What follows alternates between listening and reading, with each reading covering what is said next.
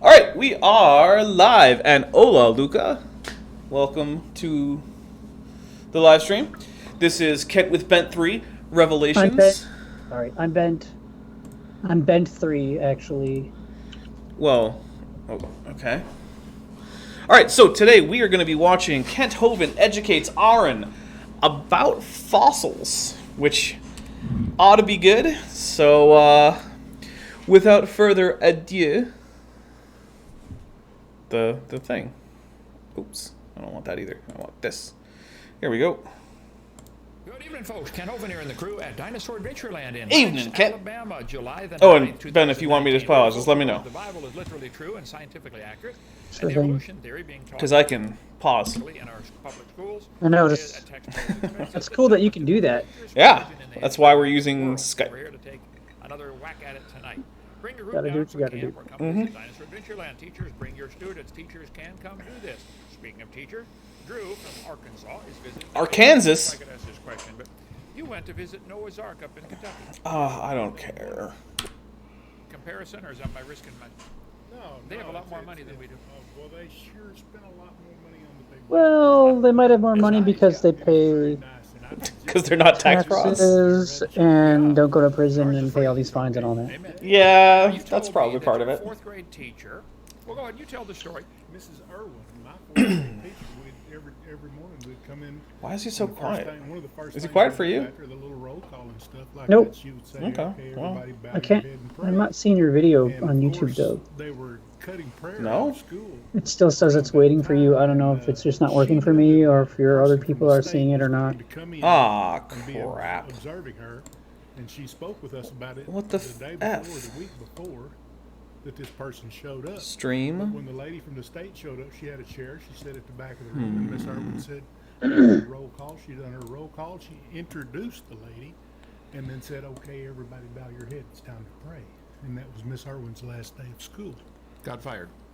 Yeah, What she the- was parted from her job. Wow. For praying. Well. Why is it on a amen, different brother. link? Thank you for coming to visit. How'd you like the tour, I Dinosaur? don't know Adventureland? what's going on. Hold on.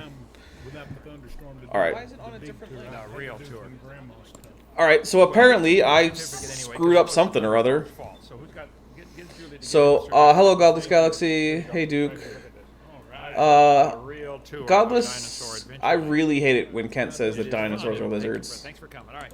Great. Thank you, I brother. can't imagine why Right? you would feel The Supreme Court misrepresented had a decision that said as a dinosaur. the Engel versus Vitale decision, where students teachers led a prayer in class. Okay, and I remember as a kid we prayed in school all the time. I'll figure this out. No, oh, dude, prayer in school was common. Anyway, then they said school-sponsored prayer violated the First Amendment in 1962. This happened. Alabama then passed a law to counter that and said, from henceforth, any teacher or professor in any public education institution within the state of Alabama, recognizing that the Lord God is one, at the beginning of any homeroom or any class may pray, may lead willing students in prayer, or may lead the willing students in the following prayer. Okay, there we go. Of prayer. Yeah. Alabama. I finally got to the right video. We don't care. Yeah, well, I don't know how that happened, but whatever. I'll figure it out later. Join our 777 club. Go to drdino.com to the donate page, and we're asking folks if they can All give right. $1 a day to There we help go. us to open for free. And every Oh, time we're you doing skip a that live cup of stream coffee or whatever space. you're going to skip to save that $1, you can pray for us. We want God's Yeah. blessing, and we are in the center of the battlefield. They say if you're taking a lot of flack, you must be right over the target. We're taking the flack, that's for sure. Make any checks to CSE, Creation Science Evangelism. If you want to invest in any public school kid anywhere, send them the whole. We're doing this as cheaply as we can. We're not making any money on it. We want to help get the gospel out. But all of my help books, all the series of books, help. They're teaching me evolution. What do I do? The Brainwashed book. There we go. Entire seminar series, 18 hours. Plus, why evolution is stupid. The whole package. For Oh, 60 I've seen why evolution is stupid. The answer ultimately is, well, if it is, you don't know why, Kent. I'm buying this for you because I'm concerned about you. You're my neighbor kid, whatever. Well, Kent doesn't know what evolution I'll pay you is, 50 bucks if so you'll watch it. yeah, he doesn't Do know something. Get 'em for to sure. watch it, okay? No, he really doesn't. Change their life. Invest in kids over the summer, okay? Why does the truth cost money? Well, I mean, this is obviously just some kind of scam that Kent Hovind wants to have to, like, do essentially nothing in his retirement, so. It's time to whack an atheist again. This time we're going to whack the topic about fossils. We got to get that game here, don't we? Whack an atheist with a hammer. Mr. Nelson, in his closing commentary, he talks so fast and uses all kinds of big words and bamboozles everybody. We're going to hit pause and go real slow. Yes, he's the bamboozler. You can't even say his name, though. If there's a Come particular on, Kent. topic he brought up that you would like me to answer, I would be honored. I'm not the least bit afraid of anything he has to say. You got to hit pause and say, now, what did he just say? He's a used car salesman, folks. Only sell. Wait, what did he just say? No, sorry. Evolution. Now, I just wanted to take his advice. Did he just call him a used car salesman? Yes. But he knows he before we doesn't play actually this sell 18 used cars, seconds on right? Mr. Nelson. You mean like how Kent doesn't literally sell snake oil, therefore he's not a snake oil salesman?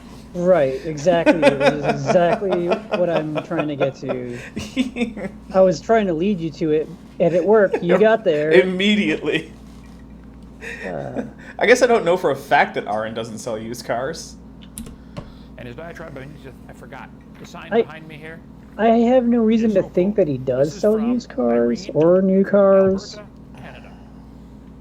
To Doc and his Nor lovely I. wife, the best decision of my life thus far was bringing my kids to visit you at your wonderful home and ministry. I am forever grateful for the hospitality and kindness afforded to us from yourselves and your staff. Best memories ever. So, since I'm a bit artsy, fartsy, Yeah, that's a thing, Kent. am I supposed to read that online? You can Yeah, do read it on the line, Kent. And know how Doc likes humorous signs. Kent has a pretty good AOL signal on his dial-up. Oh no. Kent's Kent's monitor looks a lot like mine. You will show it on camera on one of your uploads. God bless you, Irene from Alberta. And here's the sign that she made. Money can't buy happiness, but money can buy. Yeah, we don't need cows. apostrophes. Cows give milk, which makes ice cream, and ice cream makes me happy. So, thank you, Irene. Okay. Ice cream is one word, by the way. I mean, It's I not- like. The only problem is it causes furniture disease. Makes your chest fall down in your drawers. Okay. That's too much ice cream. So, Kent, that was Wait. not fun. Was that a saggy boob joke? Yeah, I think so, but and I like bad jokes. Don't get me wrong, but that was not good in any way. No, that was the worst thing. I actually like his diarrhea runs in your genes. Diarrhea is hereditary. It runs in your genes. I like that joke better. Yeah, like those are like the dad jokes, and I like them Yeah. usually. I'll be honest. when he Kent, just said it's bad. Kent occasionally actually has an amusing dad joke here and there. Well, if you like dad jokes, I mean, you're probably gonna like his dad jokes. Yeah. Fossils count as evidence for evolution. So let's play 18 seconds, and let's take this. I love being able to hit pause, because when I really debated him live, he interrupted me 280 I like being able to hit pause too. He can't interrupt this one. I got the pause button right here. Got him on. Love it. Okay, here we go, Mr. Nelson. Why is that something to be happy about, Go ahead. Kent? I don't understand that. That new genetic information is provided by mutations. We covered that last night. According to textbooks and Did you? genetics, backed by experimental studies. Oh, well, maybe we'll cover it later, Kent. And because we can use the theory to predict what sort of fossils we'll find before we find them, then fossils fulfilling those predictions actually do count as evidence supporting the theory. No, they don't, Mr. Nelson. Okay. Oh no, they don't. So, here- oh, now I am convinced. So what Kent just said was basically, if you can predict novel data, that doesn't actually demonstrate evidence for a theory. I can't imagine how Kent can claim to be a fan of science, but then say that, oh, you know what doesn't matter? Making testable predictions. Not important. Doesn't know what science is. Nikki's here. Hi, Nikki. Oh, and I'm sorry, Luca. I had said hi to you before, back when you were on the other link that was wrong, that I somehow gave out, because I don't know what YouTube did there, so you didn't hear it. But hi, Luca. Explain what he just said here. fossils count. He said we can predict where they'll be found. So fossils do count as evidence for the theory of evolution. I disagree, and here's why. Okay, here we go. What he said. No, I can't. It's because you're an idiot. His wording here. Because we can use the theory to predict what sort of fossils we will find before we find them, then fossils fulfilling those predictions actually do count as evidence supporting the theory. I disagree. The textbooks, and I got 200 of them in here, talk about fossil record. Hold it. There is no fossil record. There are. Did Kent just say that he has 200 textbooks and like that's his authority? Yeah, I think so. He also said there's no such thing as a fossil record, which is Right. just... So I have a question about the fossil record thing. Okay. Okay. So what if like no one knew what fossils were, like they just didn't exist or whatever, and then one day suddenly someone found a fossil, and then they just wrote down stuff about it, and then sometime in the future someone else found a fossil and they wrote down something about that fossil, and then I mean, wouldn't that be like taking records of fossils? Wouldn't that just be a fossil record? Yes, it would. Even if it was just two people, and then it gradually built over time, and so I think Kent doesn't know what fossils are. He doesn't know what records are. He doesn't know. Basically, if it's a thing he talks about, he doesn't know what it is. The only thing he's really good at is not paying taxes. And wearing Hawaiian shirts. And it's a great shirt. I was going to comment on that before. I also like Aaron Ra's shirt. It's not Hawaiian, but it's the kind of shirt that I like. So it's like, how do I decide which one wins? It can't be based on shirts. It's too close to call. Well, maybe it'll be based on who has a better reasoning. So we'll have to continue on. Well, I won't spoil it, but I already know who the answer is on that one. Burial and preservation before they can rot. How many animals died today, do you think, in the world? Tens of millions. It's actually not true that fossils require rapid burial. Billions. How many are going to fossilize? None. Fossils, ammonite here, beautiful inside. This thing died and was covered and buried rapidly. There's a clam in the closed position. All right, so I want to say something about taphonomy. So taphonomy is the science of how things fossilize. And rapid burial is one of the options for fossilization. But other options include things like organisms that die and then end up in watery anoxic areas. So actually, some of the best fossil beds, like the limestone where Archaeopteryx was found in Germany, that actually represented slow burial. But the thing was that the area was actually at the bottom of a lagoon, and the bottom of the lagoon had essentially no oxygen. So when animals died and fell into the lagoon and sank, they went to an area where decay was extremely slow. So even though sediment deposition was also extremely slow, it was still slower than the rate at which the animals rotted, which resulted in fantastically well-preserved animals, like the type specimen for not just Archaeopteryx, but also Pterodactylus, which is one of the first indications that, hey, there are things in the fossil record that aren't even broadly like anything alive today. So it is not true that you need rapid burial for fossilization, although many fossils are formed that way. And petrified. We got boxes of them here, okay? This thing had to be buried alive, because as soon as clams die, they open. Fossils rip. So no amount of pressure from overlying layers could force a clamshell shut? Got it.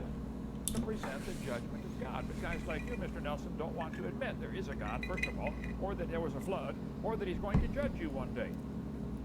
Textbook authors say the fossil record. Wait a minute. Fossil record, evidence of horse evolution. The fossil record, evidence for evolution. This is in all the textbooks, and this is part of your diatribe, your speech you're giving, your closing comments, how Hovind is wrong. They talk about Access to Front Web, 5/7/2018. That's your reference, Kent? You're not even going to put in like a URL? They talk about how the I mean, at least it's not like from the 90s. That's true. That's a special kind of dumb if you believe something like that, but that's okay. All right. Transitional fossils, evidence. Is it okay though, Kent? Like, if you think he's gonna burn in hell for believing it, and you think that's okay, that's kind of messed up. It's in all the books. This is one of the main bullets in their chamber, and it's a blank. It's a lie. Number 2, we cover in our series back last. Are you going to say why, or are you just going to keep repeating that it is a lie, Kent? Textbook series. there could be no proof of evolution from the fossils. I'll tell you why. If you find a fossil in the dirt, all you know is it died, okay? You don't look back in time. You don't pick up a fossil and look back in time millions of years. No, this is 2019. I'm looking at it in 2019. It doesn't talk. It doesn't have a date stamped on it. You put your interpretation on it. Keep in mind, dead animals do not reproduce or evolve. No one disagrees. Okay. Darwin said, if my theory about gradual change be true. Okay, I'm just going to put it out here. I don't think he's ever going to address the fact that evolution can make predictions about what new fossils will be found. I don't think he's even going to touch on it. What do you think? I mean, here's what he's going to do. It's a, 58-minute video? I would say after the 50-minute mark, he might touch on some... no. Yeah, no, I don't think so. I think after 50 minutes... Maybe, like, he'll make one or two almost decent points really, really late in the game. Maybe. In his video, because I think that's what he did in his last video. The one about taxonomy, where he mentioned taxonomy finally in the last few minutes. But did you see? Because he kept having to define bamboozled again and again. Did you see the one about birds though, where he didn't talk about birds once? Literally, not once. I don't think I saw that one. All right, well, you should go back. It's on my channel. It's a pretty long live stream, but it was with Chris from Biblical Skeptics or Biblical History Skeptics. Yeah, he didn't mention birds at. He didn't actually say anything about birds the whole time. I didn't know what the topic was on that video. I just was more paying attention to the dialogue you had with Chris. Okay. I was unpacking. Didn't even know what the topic of the video was, and then after the video ended, I still didn't know the topic because I figured the topic was like the title of that video was like Dr. Kent Hovind rambles on for 45 minutes. That's what I would have assumed based on what he was saying. Yeah. Well, let's see. At least now he's talking about fossils, so we'll give him that. Oh, hey, what's up, Alpha Martian? Nice to see you. We're hate watching Kent. It's great. Numberless intermediate varieties must assuredly have existed. Boy, you're right about that, Charlie. Yeah? There must have been billions and trillions of intermediate varieties to change a dog to a whale. Well, no one thinks a dog turned into a whale or an amoeba turned into a whale. Hold on. None have been found, ever. None. It's certainly not happening today, is it? Are any animals today producing anything other than their kind?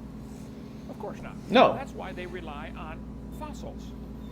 Fossils didn't do that either. And say, well, the animals Ken is an expert at building straw men. Yes, he is. He's got so much practice. Stop and think about that for just a minute, okay? Since this textbook's biology book right there, since Darwin, many links have been found.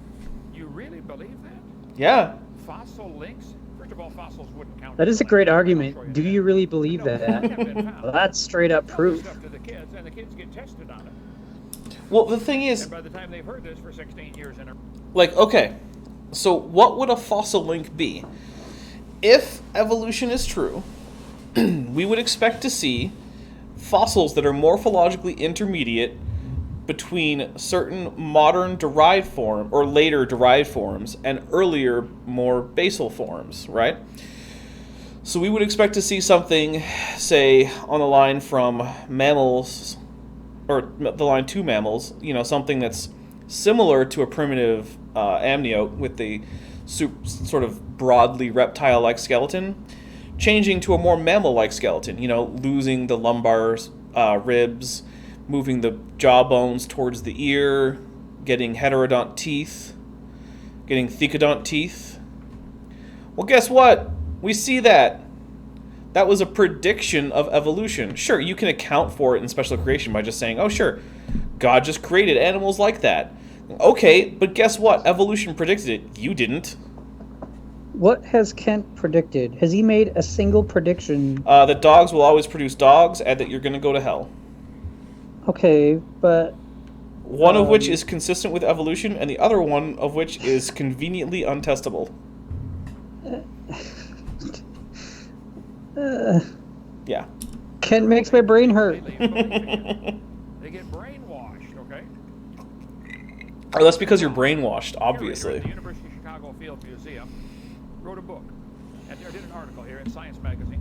He said, in the years after Darwin, his advocates hoped to find predictable progressions. You know, hope, just like you said, Mr. Nelson. They did hope you for can that. predict They where did. These fossils are going to be found. Oh, you cannot. You are lying. Okay. So apparently, Kent has never heard of instances like Tiktaalik, the most famous such prediction, where someone said, "Gee, I want to find something that's morphologically intermediate between basal sarcopterygians and later sort of basal tetrapods, amphibian-grade tetrapods. What kind of age rock should I look at?" And he found everywhere where that was exposed, and he said, all right, what kind of environment should I look for? And he found a fossil bed that showed evidence of that kind of paleo environment. And then he found, guess what? An animal that was morphologically intermediate between, basal sarcopterygian fish, like Euthenopteron, and later, more advanced tetrapods, like Ariops. So Kent's just going to ignore the fact that this happened. Blowing smoke. You're Yes, pontificating. Kent, you're blowing smoke. His advocates True. hope to find predictable progressions. In general, these have not been found. Yet the I like how this hard and reference is severe 1981. into textbooks. There's fantasy in our textbooks. Oh, That's the year I was What born. creation scientists are asking for is a simple, evidential criteria that would support macroevolution in the fossil record. This would be at least 40 to 50 successive fossil species showing major... Why at least? Macroevolution. What? Any intermediate fossils that were predicted would be evidence, Kent. But this isn't an Any. unrealistic number of fossils if the Earth is as old as macroevolutionists maintain. Actually, it kind of There are is. gaps in the fossil graveyard, places where there should be intermediate forms, but where there is nothing whatsoever instead. No paleontologist writing in English or German denies this is so. It is simply a fact. Darwin's Wait, theory how are they and citing record things from are 88 and conflict. 83 if this I agree. reference is 19... Oh, did he just switch references? I mean, you know Kent. Oh, this From guy a just whale. mentioned... I think he makes them up. It's just a fossil. It's imagination.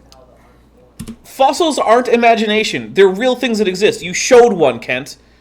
Fossils have morphology that you can check by fucking measuring, the fossil. What? Rated R? I know, seriously. There goes my family-friendly rating. No monetization for me. But seriously, fossils aren't imaginary. You believe they exist, Kent. You have them in your museum? I don't know. I mean, he calls it a Knows museum. better now. When I went to Or visit whatever Stephen he calls Gould at it. Harvard University, He calls it an his Adventureland. secretary said, "Oh, he's got your videos right here. Yeah. They're open on the shelf behind his desk." I don't know if you ever, Steve. I hope you'll watch them, but we'll see Judgment Day. Okay. According to Stephen Gould of I don't Harvard know if University, Stephen Gould would have arthropods watched are the those. largest animal group. Where did they come from? As Darwin noted in The Origin of Species, the abrupt emergence of arthropods in the fossil record during the Cambrian presents a problem for evolutionary biology. There are no obvious, simpler, or intermediate forms, either living or in the fossil record. Didn't happen, did it? Where did Wait, I all thought you fish don't come believe in the from? fossil record, Kent. Yet the transition from spineless invertebrates to the first backbone fish is still shrouded in mystery. Many theories abound. You can have all the theories you want, but it's not science. There's no evidence of any animal changing to another animal. Where'd all the All right. birds come from? We're gonna do a quick we're gonna do some quick Google foo here. Let's see.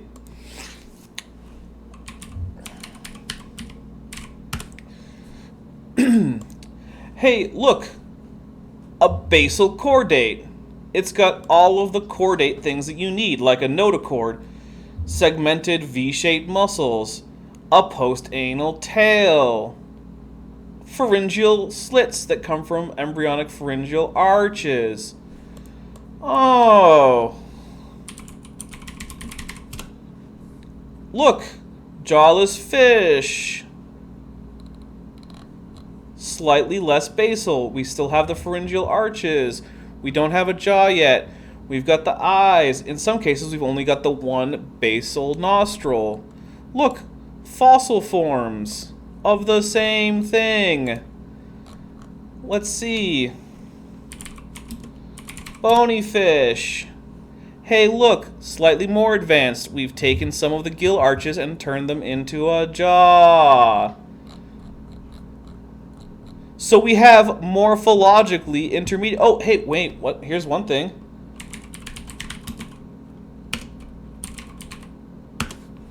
Let's look at tunicate larvae. Oh, look, they have a notochord. They have a simple mouth. Huh. They kind of look like that primitive basal chordate. That's weird. Oh, look, here's the life cycle of a tunicate. It's almost like if you just never left the larval stage and then simply started reproducing in the larval stage, a common occurrence in modern animals, like many salamanders and some frogs, that you could then have a lineage that then evolves into modern vertebrates. Wow! It's almost like there's abundant evidence, and Kent is just talking out his butt. Gotta keep it PG-13, I think. I don't know. I already screwed that up. Well, you get one F word. Oh, is that how it works? Well, that's what they said in that one movie, and that was the one F word in the whole movie. But Ocean's 11 has 2 of them, and that was PG-13. Oh, Alan. Explain that. Alan Fiducia, who I still can't figure out if he's dead or not. Alex Rubenstahl says he's dead, but I haven't been able to find much saying that. Where did the birds come from? The true origin of the bird is still up in the air. Okay, yeah, but Alan Fiducia thought they came from primitive archosauromorphs, or possibly Crurotarsalian archosaurs, Kent. He didn't think they just didn't evolve. And it turns out that he was just wrong about almost all of that. Because Wikipedia does not have a death listed. Oh, and in 1996, yeah, the evolutionary origin of whales remains controversial. Yeah, it was in 1996. It isn't anymore. Because we found numerous transitional fossils. You know how we know they're transitional? Because they're intermediate in morphology between basal artiodactyls and modern whales. Okay. Alan Fiducia said that. The evolutionary origin of whales remains controversial. How about flowering plants? The origin of the angiosperms, an abominable mystery to Darwin, remains so 100 years later. 1993. Ken, have you checked to see what the modern story is? The origin of life and the origin of major groups of animals remains Has Kent had a single reference in the last few minutes? Or later than 20 years ago? Shows what this Oh, here's one, 6. creature known as Tiktaalik, the one you just mentioned, It's probably 1906. might have looked like 375 million years ago. I should have put the clip in here where it said how evolution really happened. Where's that? It's up on my desk up at the house. It shows one walking out on land, and there's another fish down in the ocean, obviously his wife, saying, "Don't walk away when I'm talking to you." Okay, that's actually somewhat amusing. I appreciate That's not evolution. the dad jokiness of it. First of all, But who did it the marry? animals in the water doing fine come up on land. Okay, why would it come up on land?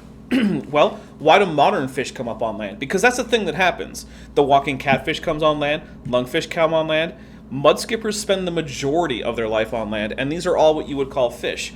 In fact, 2 of them are not even sarcopterygian fish, the kind of fish that you are, Kent. They're actinopterygian, the ray-finned fish. So why do they do it? Well, there's a few reasons. One is to escape waterborne predators. Another one is when water levels start going down and you happen to live in freshwater, it might be nice to escape to a deeper pond or river or something that will last longer.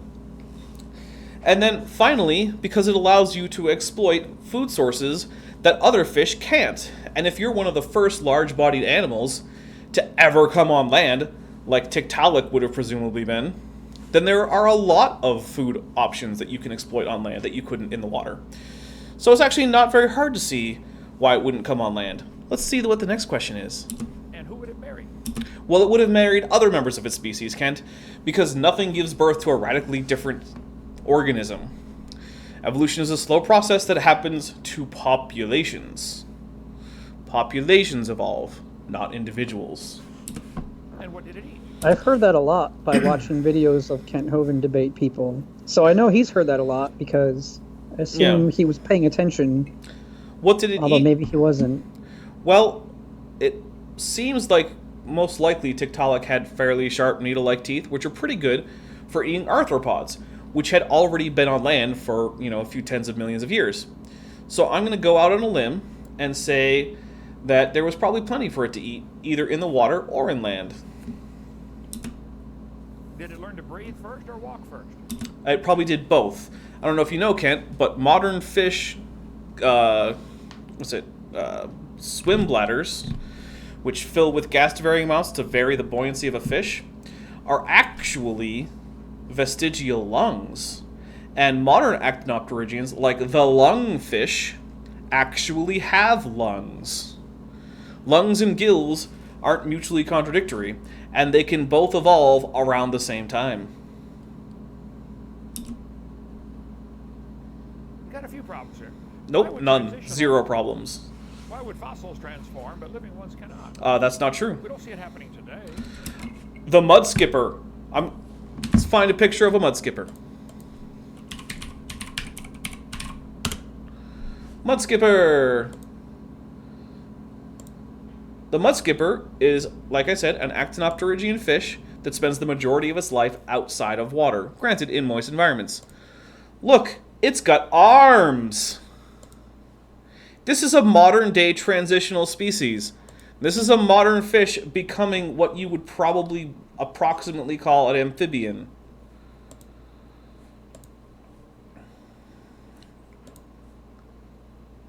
Look, it's got an elbow. There's no problem here. If you find a fossil in the dirt, all you really know is it died, okay? You can't prove it had any kids. You certainly can't prove it had different kids.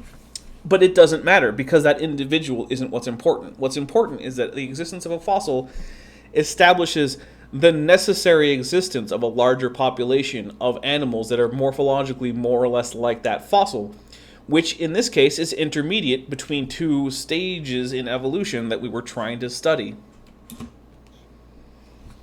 And why do evolutionists claim bones in the dirt can do something that living animals cannot do? They don't. Which is produce something other than their kind. There's no such thing as a kind. Oh! That's all they make is more walking catfish. As would be expected by evolution, yep. Well, you have to wait millions of years. Oh, and then there'll be hamsters. Then they'll be hamsters. Yeah, Nope, wait. they'll never be hamsters. Luther Sunderland asked evolutionists when he did his book, Our Darwin's Enigma, it's in here somewhere, what evidence they had for the theory. He went to the British Museum of Natural History, the largest fossil collection in the world.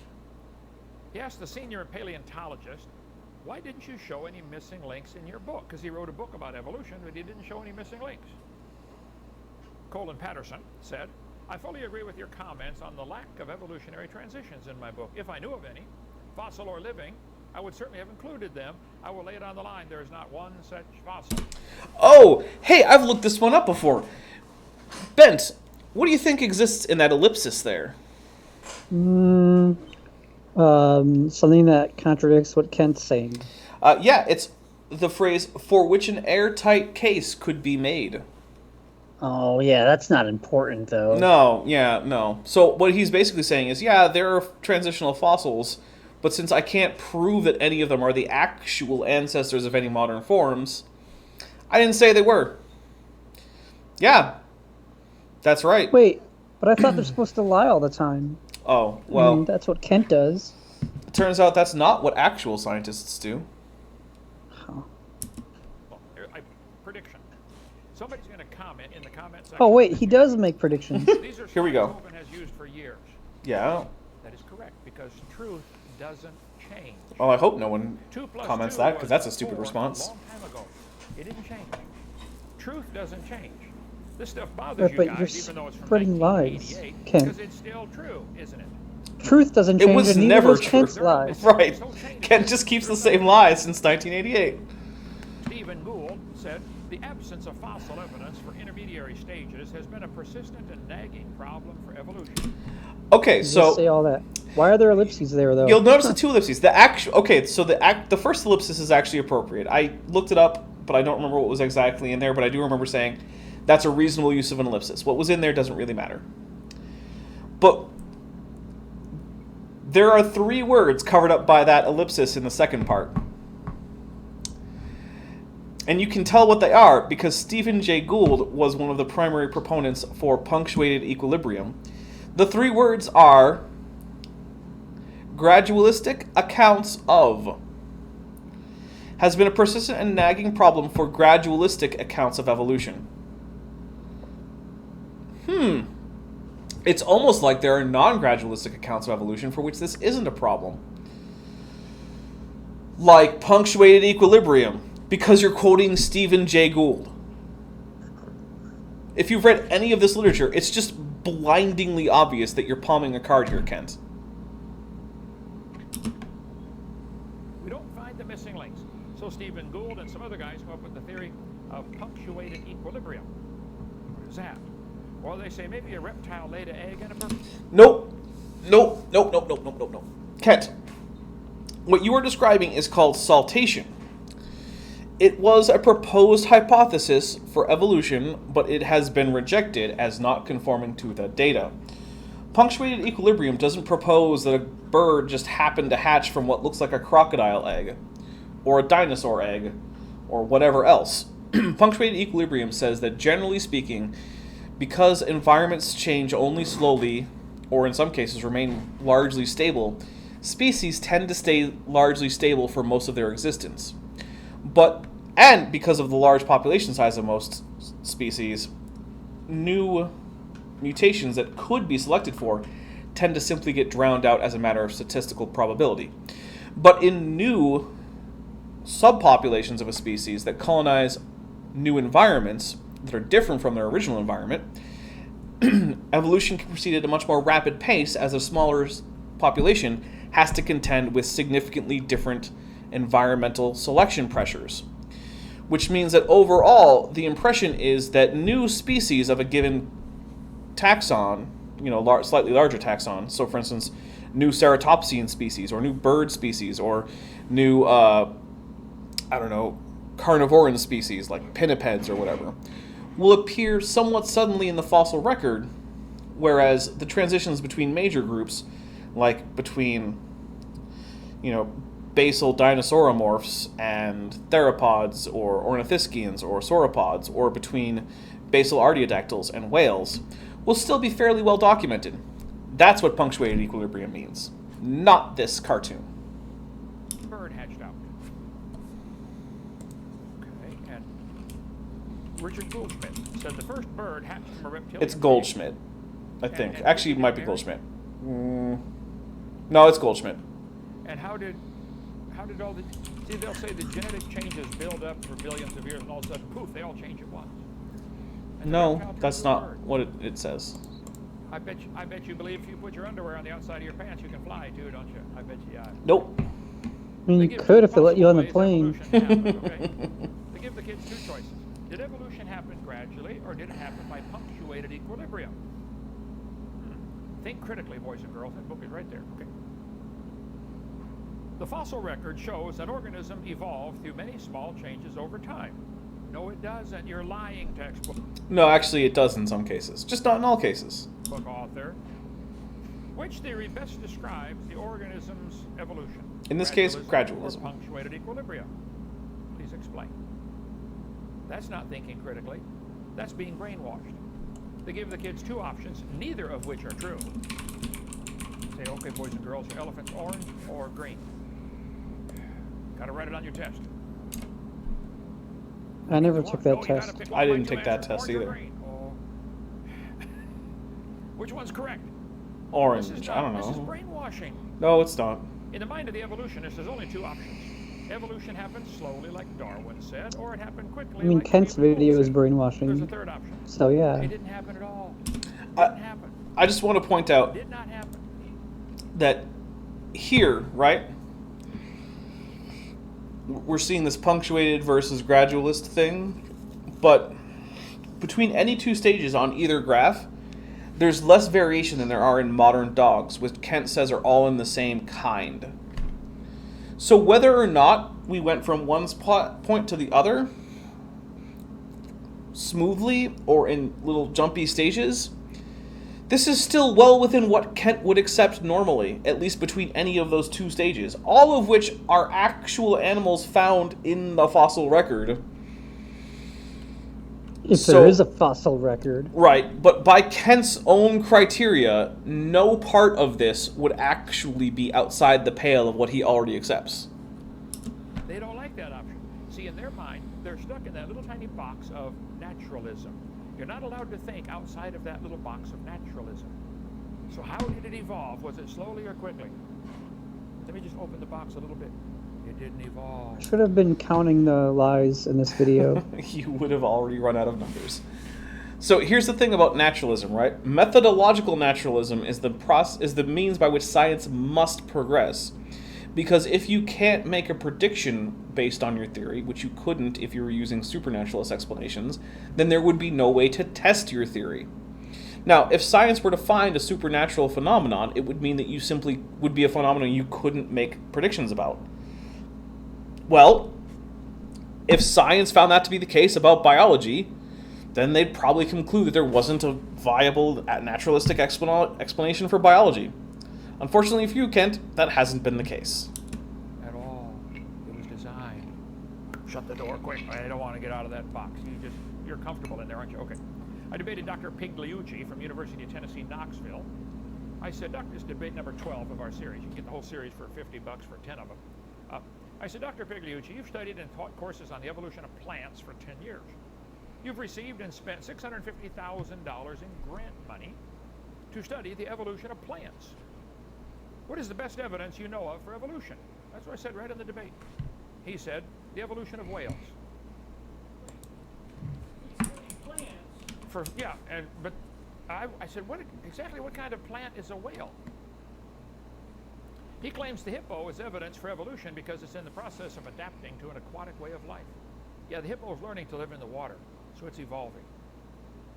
Okay, and I'm learning to live in the air. I'm going to be a bird one day. No. I can feel it coming. Okay. No, Ken, what is he talking the about? difference is, I don't even know.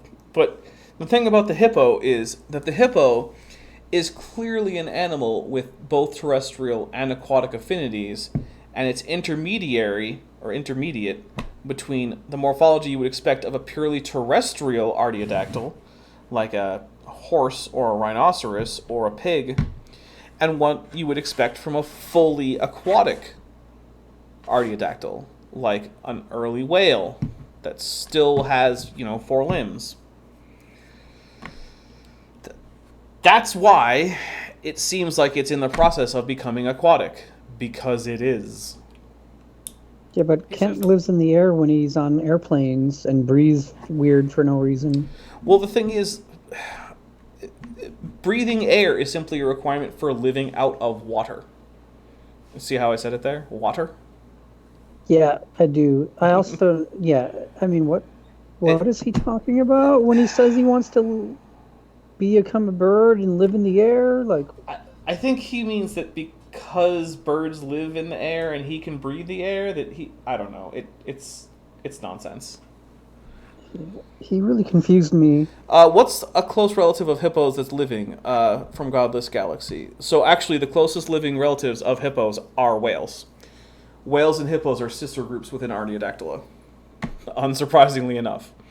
That's been mostly confirmed through genetics, although there's some skull morphology details that I don't remember all of the bits of that also further confirm that. But there's also the interesting thing, which is that both whales and hippos are the only artiodactyls which carry both male and female gonads within the body wall, as opposed to having a scrotum, which all other artiodactyls have. It seems like that's actually probably an adaptation for aquatic life or semi-aquatic life that evolved either at or before the common ancestor of both groups. So, yeah, hippos are surprisingly good evidence for evolution. The flying squirrel is evidence because it has half a wing. See, this whole evolution theory is a shell game. If you ask them, where's the evidence for evolution? The biologist, the plant expert, says it's in the animal kingdom. The animal expert will say, no, it's in the plant kingdom. Actually, it's in all those places. The pea is under this guy's shell. He says, no, it's under this guy. They're all claiming the pea is under somebody else's shell. It's a shell game, but there's one difference.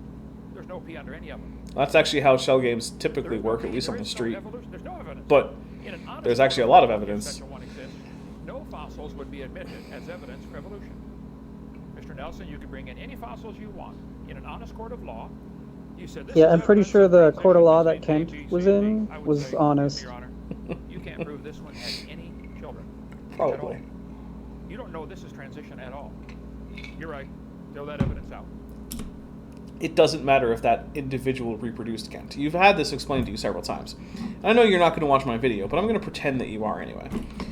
Because the thing is, like I've told you in person, because you can know that that organism had parents, you know it was part of a successfully reproducing population.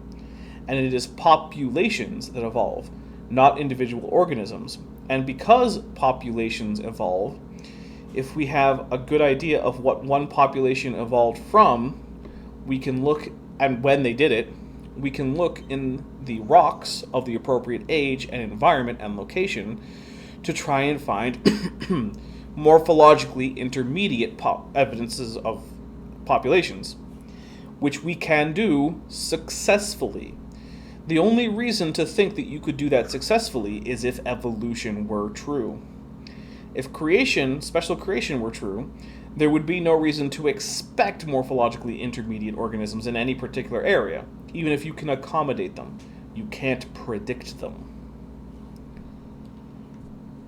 No, Godless, I met him, when I say in person, I guess I mean in a debate where we were both live. So that was a bit confusing on my part. Sorry about that. And then you'll say, yeah, but there's lots of fossils. There's billions of them. Nope. And none of them talk, and none of them reproduce, and none of them show any changes between anything. Actually, they do show The changes fossil between record. things. There's no fossil record. You guys are putting You're your showing interpretation a on diagram the of the fossil record there. right now. This is lie number He 2 said of our there's series of no 75 fossil lies record several detecting times. He's also evidence referred to of the evolution fossil from record the several fossil times record. in the same No video. fossils count. Mm-hmm. None. But you said, Mr. Nelson, your point number He's 9, so inconsistent. that fossils are evidence for evolution because they're found in the predictable order, and you base all this on the stupid geologic column. I don't know why. I've never heard anybody teach on what I'm about to share with you tonight. But I Oh, thought, here we go. how come nobody ever talks about this? Like, duh. Well, let me explain here. If the geologic column existed in one place, it'd be 100 miles thick. There is no geologic column. This is line number 7 of... There's no reason it would be 100 miles thick, Kent. Why would it be a problem if it was 100 miles thick? Well, there's that too. I mean, sure, there could be a place that just happens to be 100 miles thick, but it wouldn't also have to be. But the thing is that the geological column is a model, right? The idea is that in various places around the world, we find layers of sediments. That's not even an argument that you can have. You can just go look at the Grand Canyon, and you'll see that there are layers of sedimentary rock. Okay. Well, a funny thing about that is that you always find certain kinds of fossils in layers that are above other kinds of fossils. And since we know that sedimentation happens from the top down, that lower strata have to generally be older than later strata. So if everywhere in the world you never find trilobites above dinosaurs, and you never find artiodactyls below dinosaurs, you can come up with the idea that trilobites lived before dinosaurs came around, and dinosaurs lived before artiodactyls came around. And by dinosaurs, I mean non-avian dinosaurs. I get it. So, but there aren't just these 3 divisions. There are tinier divisions, like you never actually find stegosaurs in the same layers that you find phytosaurs. Phytosaurs always come in lower layers.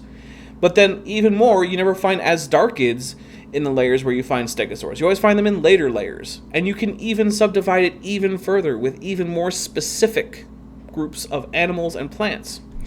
And because they always follow this progression, even though some of the layers might be missing here or there, you can build up a sequence.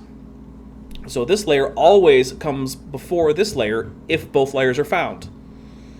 And then you could put them all on a single page, and you could arrange them from top to bottom in some kind of a column. What? That's ludicrous. I know. No, I'm an idiot. Apparently, 100 miles thick is like into the mantle Sure. The upper mantle. But the so other that's why thing it would is, be a problem. layer from a particular geological era doesn't have to be that thick. It can be an inch. Well, yeah. Like, Right. I've actually, not that recently, drove through a little cutout in a highway, and one of the things I noticed was that it had basically the entire Triassic layer or era present, or period, Triassic period, which is the first part of the Mesozoic era. But all of those Triassic layers formed less than a foot worth of sediment. And I happen to know that they're Triassic because I happen to have looked into the geological history of the area. Look what they tell the kids, boys and girls. The layer at the bottom, the Archaeozoic, is 1.5 billion years old. And you got to get a sanctimonious tone in your voice. 1.5 billion years old. No, you don't. You can just say it matter-of-factly like most people do. What is he doing? He's pretending to worship numbers, I think? Did he just speak in If tongues? this one's 1.5 billion years old, I and don't this think one's so. only 500 million years old,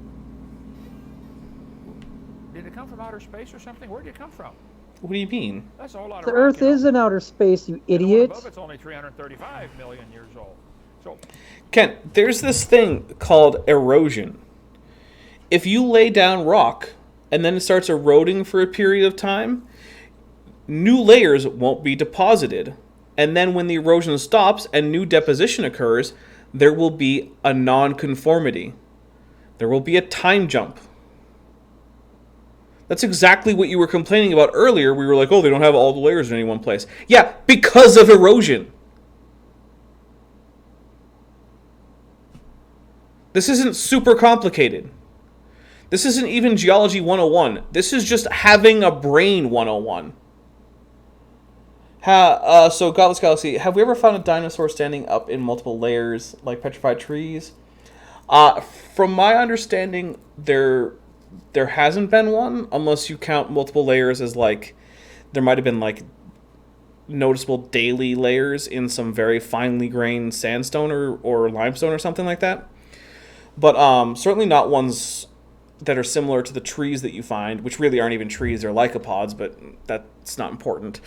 Sometimes you will, however, find fossils that are sticking more or less upright, but that's usually a result of uplift. And so what you'll find then is that the sedimentary layers in which they're embedded are also standing at about the same angle as the fossil because of some geological process which has shifted the angle. That's one of the reasons why the dinosaur tracks in Dinosaur National Park actually mostly go uphill at some ridiculously steep angle. It's because those tracks were actually laid at an approximately level angle, but then subsequent uplift has pushed up those fossil-bearing areas. did this new material come from outer space? No, it came from the Did it Earth. land on the Earth to make this new, younger layer? No. Why would that be Dirt and necessary? rock on Earth is the same age, all of it. Not even you think that, Kent. You think that various layers were laid down by the flood. Some layers, like the Ice Age layers, were laid down after, and then presumably there would have already been rock and dirt on the Earth before the flood. You are contradicting yourself. It's just reshuffled by a big flood, that's all. You can take this thing right here, which they really hate. Okay, watch this carefully. You flip it over, turn it sideways. It'll make layers, all kinds of little layers. Really fun to watch. You can buy them, called a sand art toy, okay? Google it, okay? These little sand art toys. Godless, no. As far as I know, there's never been a T-Rex in any other era than they expected. Multiple layers. There might be only two different densities of sand, one slightly heavier than the other. If there's only two densities, dark and light, why did it form 40 layers? Why? And as the flood of Noah was taking place, it'd be like all the rocks were in a big rock tumbler. How many ever had a rock tumbler as a kid? Yeah, the sand toy argument. Tumble them around for a few weeks, drive your parents crazy with the noise in the basement, and they come out all smooth, don't they? Rounds them all off. All over the world, gravel is rounded. Come visit Dinosaur Adventureland. Boy, do we have some rounded gravel around here. Whoops. I took one guy on a tour here who claims he's an evolutionist. I said, could you please explain why our gravel is rounded? He said, well, it came from a riverbed. I said, So has Kent never been on jagged gravel? Because I have. Like, that's a thing, right? Kent blocked you on Facebook, Don. That's awesome. Nice. Congratulations. Yeah, that's clap. I don't even understand what kind of point he's trying to make. If all that existed were various groupings of bedded or graded bedding, like is laid down in floods, and that was just the entire geological record was just groups of graded bedding, or obviously aquatic sandstone deposits, then I would say Kent here has a point. But it's not. There are kinds of sediments that cannot be laid down in water all around the world. For instance, there is Aeolian sandstone, where the cross-threading in the grain shows that this was formed from dunes at a characteristic angle inconsistent with having been laid down in water. There are evaporite deposits. Evaporite deposits happen when water evaporates and leaves behind the non-volatile chemicals, many of which are various salts. There are huge salt deposits all over the world. You can go into caves that are just made of salt. How, in the middle of a year-long global flood, do you get a layer of salt?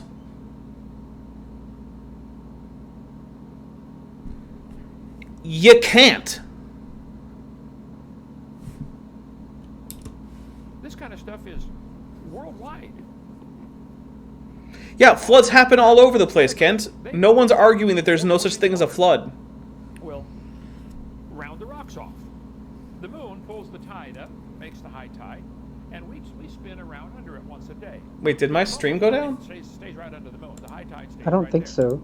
It doesn't move. The moon holds it like a magnet Oh. while we spin around. No, they're paying respects to Don's gaming channel. Oh, okay. Oh, I saw that. Okay. I thought they were paying respects to my stream. I was like, oh no! Thousands of layers of gravity all the way. They're everywhere, all over the camp. And you have I got a layer of worried. gravel, and then a layer of clay, layer of gravel, layer of Yeah, I clay. wouldn't argue that this particular formation contradicts you, During the Kent. flood, the water would be coming up to fill that. I'm glad that you can find some places that look like they may have been laid down by floods. Because surprisingly enough, floods are a thing that happen. 366 degrees north latitude. At this latitude, up here, the diameter of the Earth, you'd have to calculate that with a little bit of trig. If you know any trig, you find the hypotenuse adjacent and opposite side. SOHCAHTOA, so sine, cosine, tangent, all right? So the radius of the Earth at this latitude is approximately 3,963 miles. It's a little more at the equator, a little less at the poles because it bulges at the equator. Okay. Because it's spinning. He's not saying bulging 'cause it's true spinning. things. Anyway, so the cosine of 31.3. He is capable of it. Yeah, I mean, he's doing decent trig, I guess. Find the cosine of 31.33. I taught trig for years. I can explain it all to you, Mr. Nelson. Okay? And you will discover that the adjacent side is 3,384 miles. Okay. So from Lenox, Alabama to the center line between the center of the Earth and the North Pole, that would be our new radius of the circle. So maybe that Oh, globe there. okay. As you go up on any globe or ball like this, the circle gets smaller till it gets down to 0 at the poles. So at this latitude, Lenox, Alabama, the radius of the circle, the radius would be 3,384 miles. Okay, who cares? Well, then you fork all the deals. It ends up, since we have to spin a Oh, Maya's here. Hi, Maya. 1,000 miles, I missed the you. equator, we're at 21,000 miles, our circumference around the Earth at this latitude, which means we're going 886 miles an hour to turn that far in 24 hours. Nearly 900 miles an hour. So at Lenox, Okay. Alabama, we're moving nearly 900 miles an hour. Is there going to be a point? So Maybe. if the water's coming up to fill the high tide bump, that means the water has to go sideways to fill the bump at the same speed the Earth is turning, maybe for an hour or two. And then it's going to slow down, fill the bump, going to be full. While it's rushing in there, it's going to tumble all the rocks and round them off. Aha. Moving water does that automatically. Okay, so a few things. The tides are essentially a standing wave where the water only really goes up and down. It only seems to go laterally, basically because, or there's only seems to be significant lateral motion near land because the water has to move sideways as it moves up in order to fill in those areas. Out to sea, it basically just goes up and down. There's really no lateral motion. So that's one thing. But the other thing is, in order to actually calculate the relative motion between the Earth spinning and the tide, you have to use their tangential, not their tangential velocity, their radial velocities. Whereas Kent is trying to compare tangential velocities for some reason. I don't know why. But Because he taught trig for years. Right. That's why. But the thing is, so what's the radial velocity of the Earth? Well, let's see. It's 1 revolution per day. So 1 revolution per 24 hours means we have 0.416 repeating revolutions per hour. And then we'll divide that by 60 to the second power to get per seconds to get an RPM. Oh, hey! It's basically 1 times 10 to the negative 5th RPM. That's super slow. That's the radial velocity of Earth. I feel like running into a standing wave at 1 times 10 to the negative 5th RPM isn't going to cause all that much energy transfer. Which it doesn't. That's one of the reasons why tidal power is such a pain in the butt to figure out. Because guess what? There's actually not that big an energy gradient there. So, yeah. All of this is nonsense. And then when it reaches high tide, it'll form a layer of clay as it settles. He's even showing it. Multiple layers of graded bedding. Like I said, Kent, if that's all that were in the geological column, I would actually say, okay, you might have an argument. But how do you explain aeolian deposits or evaporite deposits? Or deposits full of drop stones from glaciers, which aren't significantly worn and rounded? How do you explain these things? You can't with this theory. And then it starts rushing the other way, eventually getting up to probably nearly 900 miles an hour. This is happening for weeks during Noah's flood. All these strata are going to be Well, like 52 weeks, I guess. Containing a whole bunch of dead things that are going to turn to fossils quickly. Things can fossilize very quickly. I'll show you in a minute. See, I'm not going to disagree, water really. moves sideways, it automatically causes some phenomena. Many things happen with moving water, like the stratification here. Yeah. They're going to tell you the layers are different ages. The Bible says they delight in lies. All over the world, there are petrified trees standing up. Here, David Reeves, friend of mine from Tennessee, has got a ministry. Northern Tennessee has all kinds of petrified trees standing up, running through all these layers. Well, actually, interestingly enough, this is evidence of flooding, local flooding. And it turns out that a tree can stay standing after it dies for several decades. So in an area that frequently floods, it's not that surprising that a dead tree might end up going through several flood layers. But what about all the fossils that weren't deposited in floods? What about all those Lagerstätten? Or Lagerstädt? I don't know, I don't speak German. But you get fossils like Archaeopteryx. Let's look at the Archaeopteryx holotype. Archaeopteryx holotype. Okay, so let's get an image for the Archaeopteryx holotype. Oh, that's not very big. Let's get a bigger one. Here we go. Here's a nice big one. Let's open link in a new tab. Okay. So we have extremely fine preservation of the feathers. You can actually see the rachis on each of these individual primaries, right? You can see all of this preserved with absolutely stunning detail. Well, guess what? That's not the kind of thing that happens in a giant flood. All these feathers would just get ripped off. But it is actually indication of a fossil that landed in an anoxic environment, which is why it didn't rot too fast, and then had very fine sediment slowly layered on top of it. And in fact, this is the slab, but the counter slab doesn't actually have the finely detailed feather impressions, and you know why? Because the counter slab was the bottom of the lagoon. The bottom of the lagoon already had those sediments that already fell, so the feathers didn't make a huge impression. But because fine sediments were falling on top of this animal, they filled in the crevices in the feathers very finely and exactly. And what do you know? Feather impressions that are inconsistent with a violent worldwide flood with tides laying down multiple layers of graded bedding. This one fossil completely ruins Kent Hovind's global flood hypothesis. So wait, so That's- you're trying to tell me that 900-mile-an-hour water would rip the feathers off that thing? Yes. You're telling me you believe that? Yes. Come on. And even if Where do you get this? Even if from? it didn't, graded bedding doesn't preserve this fine detail. You need extremely fine particulates the whole way through to do that. There's not even an argument. This completely blows the entire flood hypothesis that Kent is projecting or proposing, I don't know what word, completely out of the water. Not even a possibility. Get bent, Kent.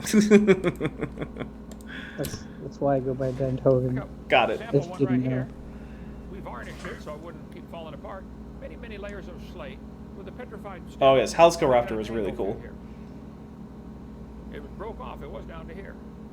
Find that piece. Let's glue that back on. It'll look like a- What are you showing us, Kent? I don't even know what this is. Okay, now hold it. What- Are these layers different ages? Well, slightly, Maybe by a few probably. minutes. Certainly not by millions of years. Or that these layers can't be millions of years different age. How about Well, yeah, a tree standing Kent up has in argued that the Archaeopteryx is a hoax, but it just Go to isn't. Joggins, Nova Scotia, and you'll see hundreds of petrified trees standing up, connecting all these layers. Okay. Joggins, Nova Scotia. They're all over the place. Go visit it. I don't know if you know, Have a sign at Kent, the but there bottom. isn't a constant deposition rate for all layers, such that you can just say that, oh, this layer is 3 inches, therefore it's You've this gotta have your long. head screwed on backwards to believe something so idiotic. There's nothing idiotic about it. It all happened in the flood in the days of Noah. Petrified trees. Okay, so hold on a second. I'm going to go back a second. Tree rootlets. You know what trees do when they send out roots? They grow down through existing strata, Kent. Even if there weren't any preservation above, and all of these layers had taken hundreds of thousands or millions of years to lay down, as long as they weren't fully lithified, tree roots can grow through them. Because trees send roots which direction now? Is it up into the air? I know. Oh, which is it? It's down. What? Yeah. Oh my goodness, this changes everything. I know. I should have warned you to sit down before I said Oh, that. well, luckily I was sitting down because I almost just had a heart attack. Yeah. My Me heart too. was going to attack me. No one wants that. No, least of all Stanley. Okay, let's keep going. Idiotic. It all happened in the flood in the days of Noah. Petrified trees standing up, I think, are pretty good evidence. The layers formed rapidly. And the fossils formed rapidly, Mr. Nelson. Petrified trees in the vertical position. No one's saying that many fossils don't form rapidly, but Look like here it is right here. Before the piece broke off, so if you do find that, holler. wait, which... Okay, so hold on a second. I'm looking at this piece, right? And I see 2 pieces of layered rocks. How do I know one of those is a piece of petrified wood in the first place? Well, How do- I don't know. I don't know either. For all I know, it's 2 pieces of rock that through counteracting forces of, uplift or whatever, smashed into each other. I don't see anything that makes either of those pieces obviously wood. I just don't even think this is evidence of anything. Our museum. Petrified tree standing up. Here's a fish standing on its nose. The tip of the nose is stuck in rock. Oh, that's not a fish. I see lines on paper. That's all I see. Oh my goodness, my head is starting to hurt from that. Oh. Okay, let's keep going. It's 1,000,000 years older than the head. You have an explanation right here. Dead creature plunges into soft sediment. Sediment then later lithifies. What's the problem here? Ballast on his nose for 1,000,000 years, waiting for the rock to settle around him. No, it doesn't always take 1,000,000 years for sediment to Video number. lithify. Series about the flood. But even if it did, as long as the environment is relatively anoxic, it doesn't matter. Experiments in stratification, done by a guy. It's a little boring to listen to because it goes drones on and on, but I'm going to play a short clip. Theropods are the best dinosaur. Drones on and on, Ken? You're not an expert on that? The whole thing. We're picking up in the middle at the 14-minute mark. Was there just a cut? Colorado State University. This guy had done a bunch of experiments with stratification. Did Ken cut? He said, I'm going to go to a place where they got the big lab. Serious Yeah, experiments he did. to be conducted Huh. in their modern hydraulics laboratory at Fort Collins. It's because he droned on and on a little too much even for himself. I'm just not used to seeing any editing in Kent's videos. And his assistant.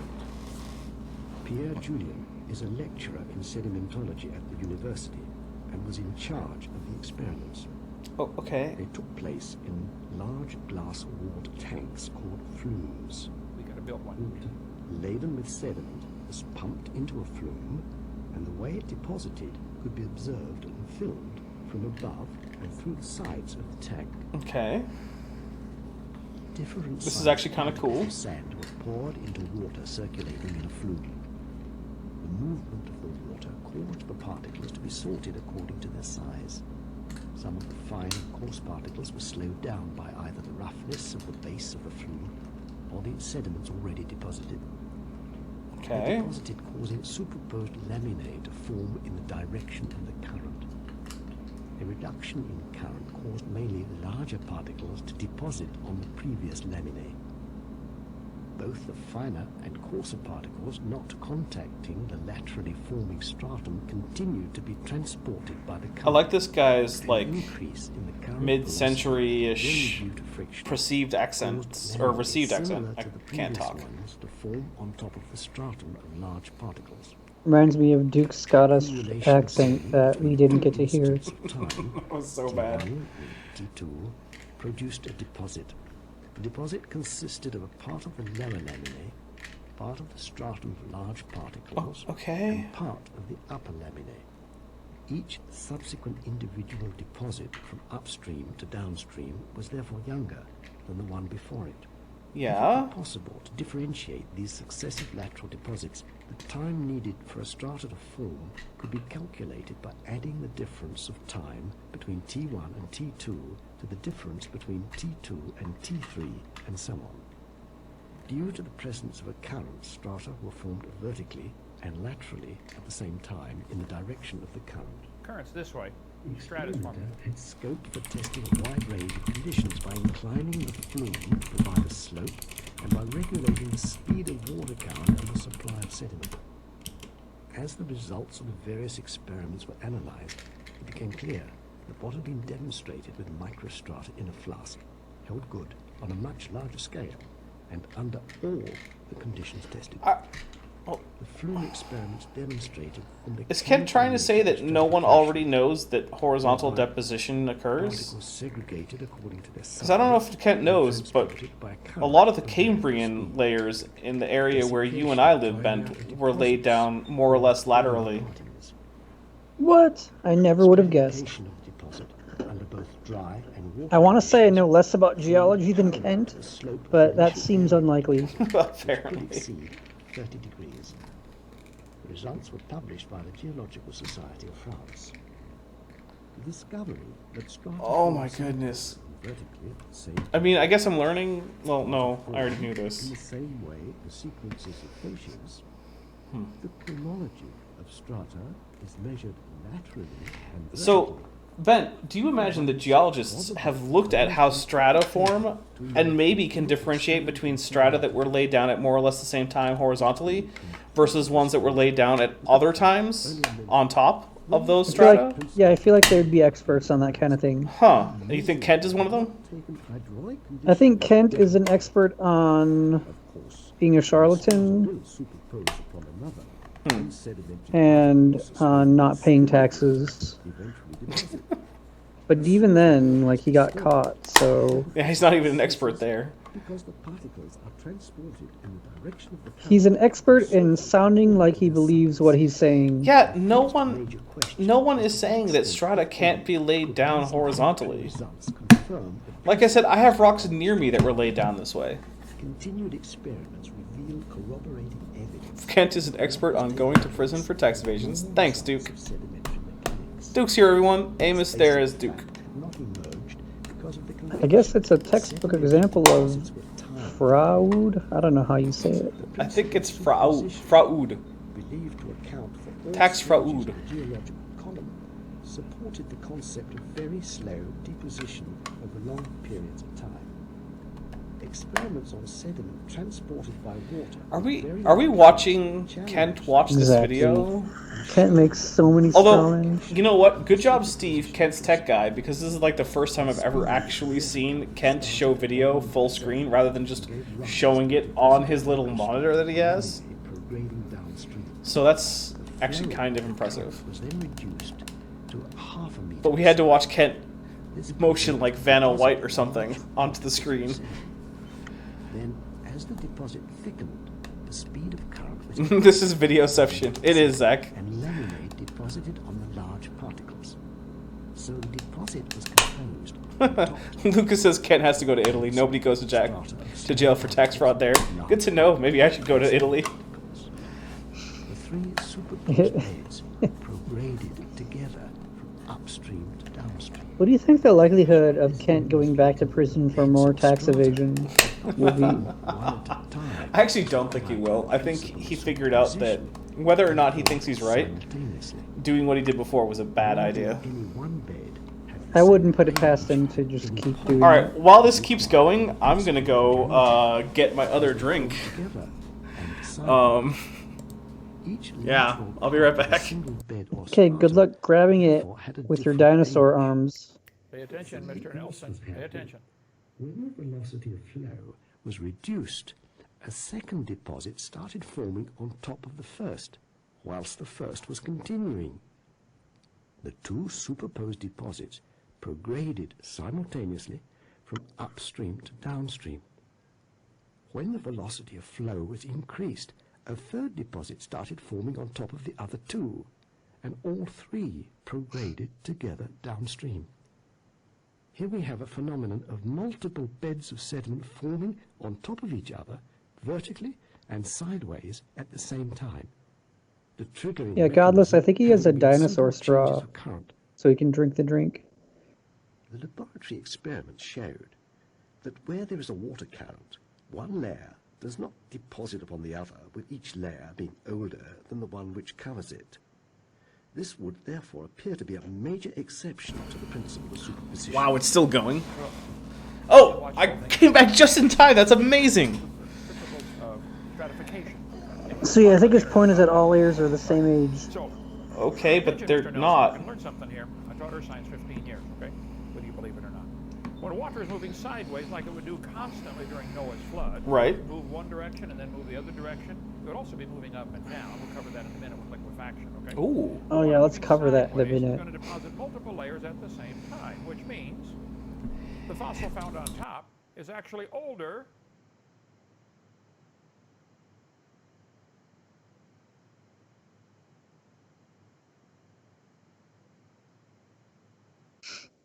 than the fossil found down here. Isn't it? Yes, it is. Underwater landslides happen all the time. 1929, there was an underwater landslide that broke the transatlantic cable. They had just laid the cable across down there, bottom of the ocean, to get telephone signals back and forth. And they said it broke several cables, and they timed when the phones went off from this cable to that cable. The underwater landslide was moving mud at the rate of 70 miles an hour underwater. Covered 40,000 square miles. Moving water does some strange things. Rapidly moving water can deposit Is that a sediments very strange quickly thing? and bury animals, the whole animal. How on earth would you find an entire backbone together? If the animal died and laid on top of the ground, the coyotes and the buzzards would drag it all over the woods.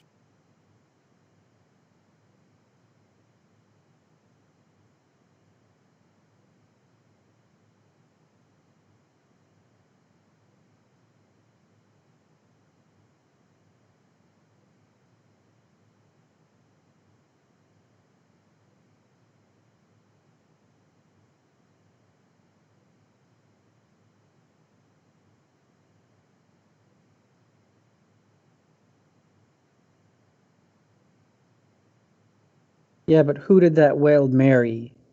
That's what I need to know. Because all you know is that spine died.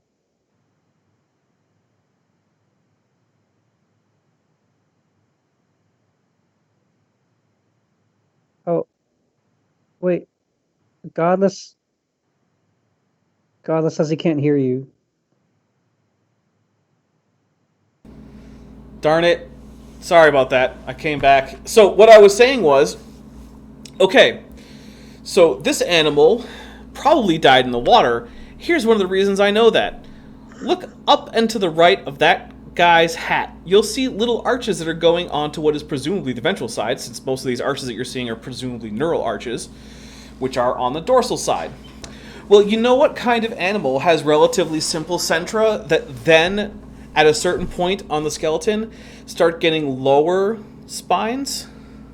A whale. It's a whale. So yes, it died in the water. Because it's a whale. This isn't rocket science. This guy's excavating right here, those are lumbar vertebrae. No ribs, relatively simple centra, consistent with whale lumbar vertebrae. Up above, caudal vertebrae. I mean, some of those vertebrae that he's working on are probably sacral, but whatever. Yeah. This whale probably died in the water, because that's where whales live. I still want to know who it married, and Right? yeah, that's it. Just who it And animals married. completely articulated are found all the time. Fossil. Completely articulated skeletons are exceptionally rare, and you didn't even show a picture of one. This is literally not a completely articulated skeleton. You know how I can tell? Because it's not all there. It's broken into at least two pieces. And where's the rest of the animal? Completely articulated skeletons are almost... They're essentially just don't exist. I mean, yeah, okay, you can find one or two. But from a statistical standpoint, you just don't find them. Fossils are common. No, they're not common. Millions of fossils are found.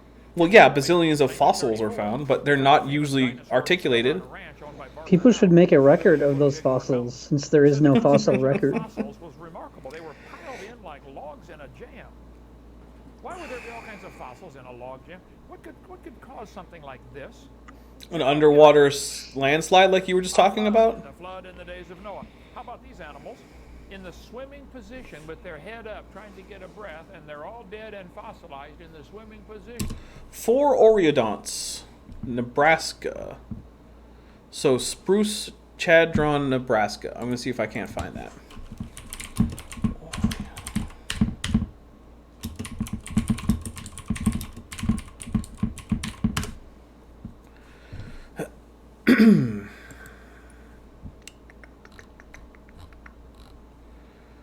Let's see if I can't find this particular. Here we go.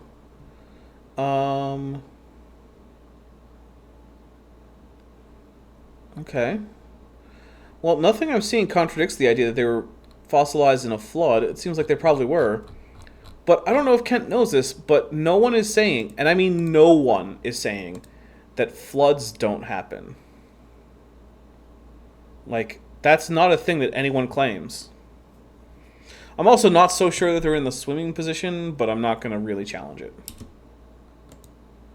What would cause something like that? A flood.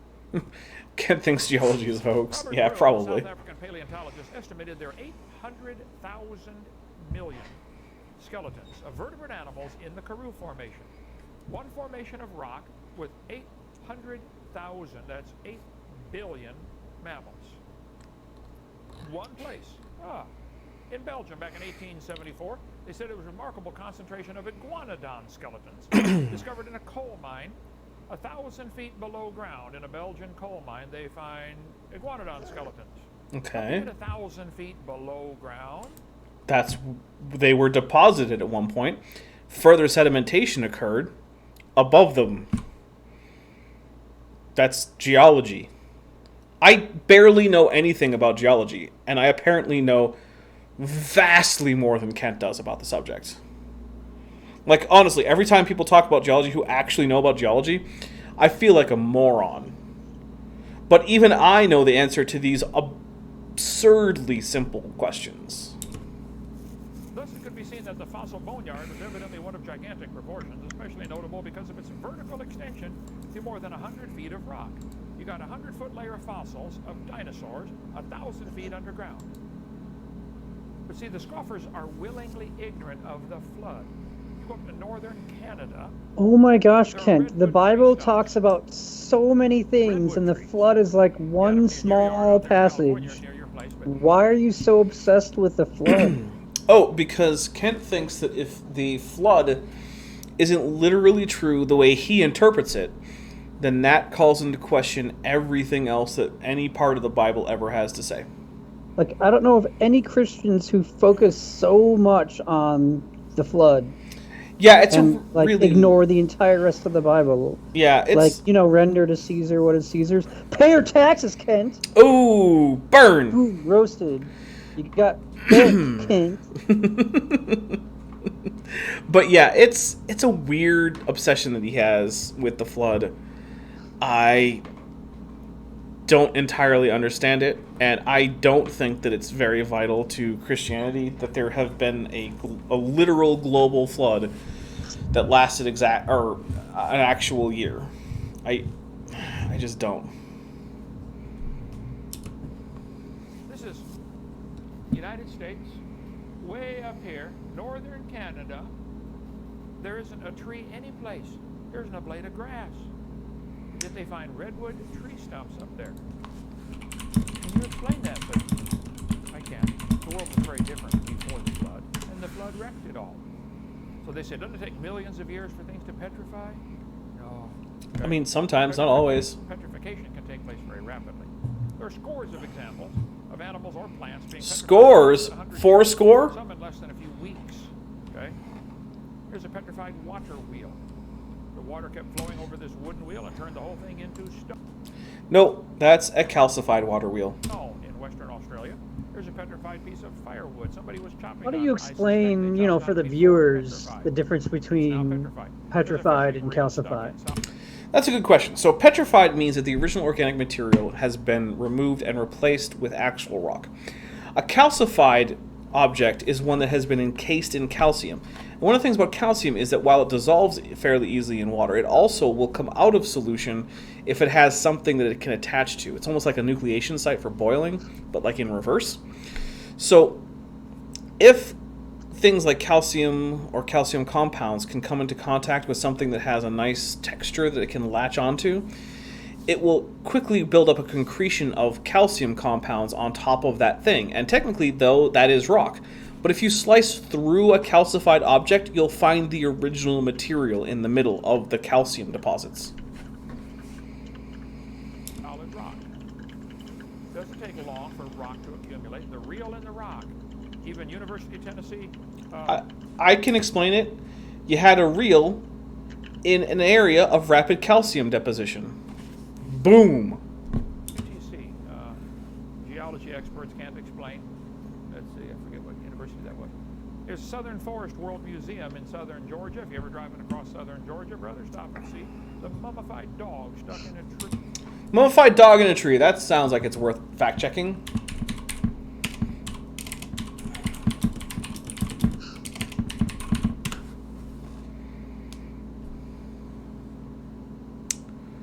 All right.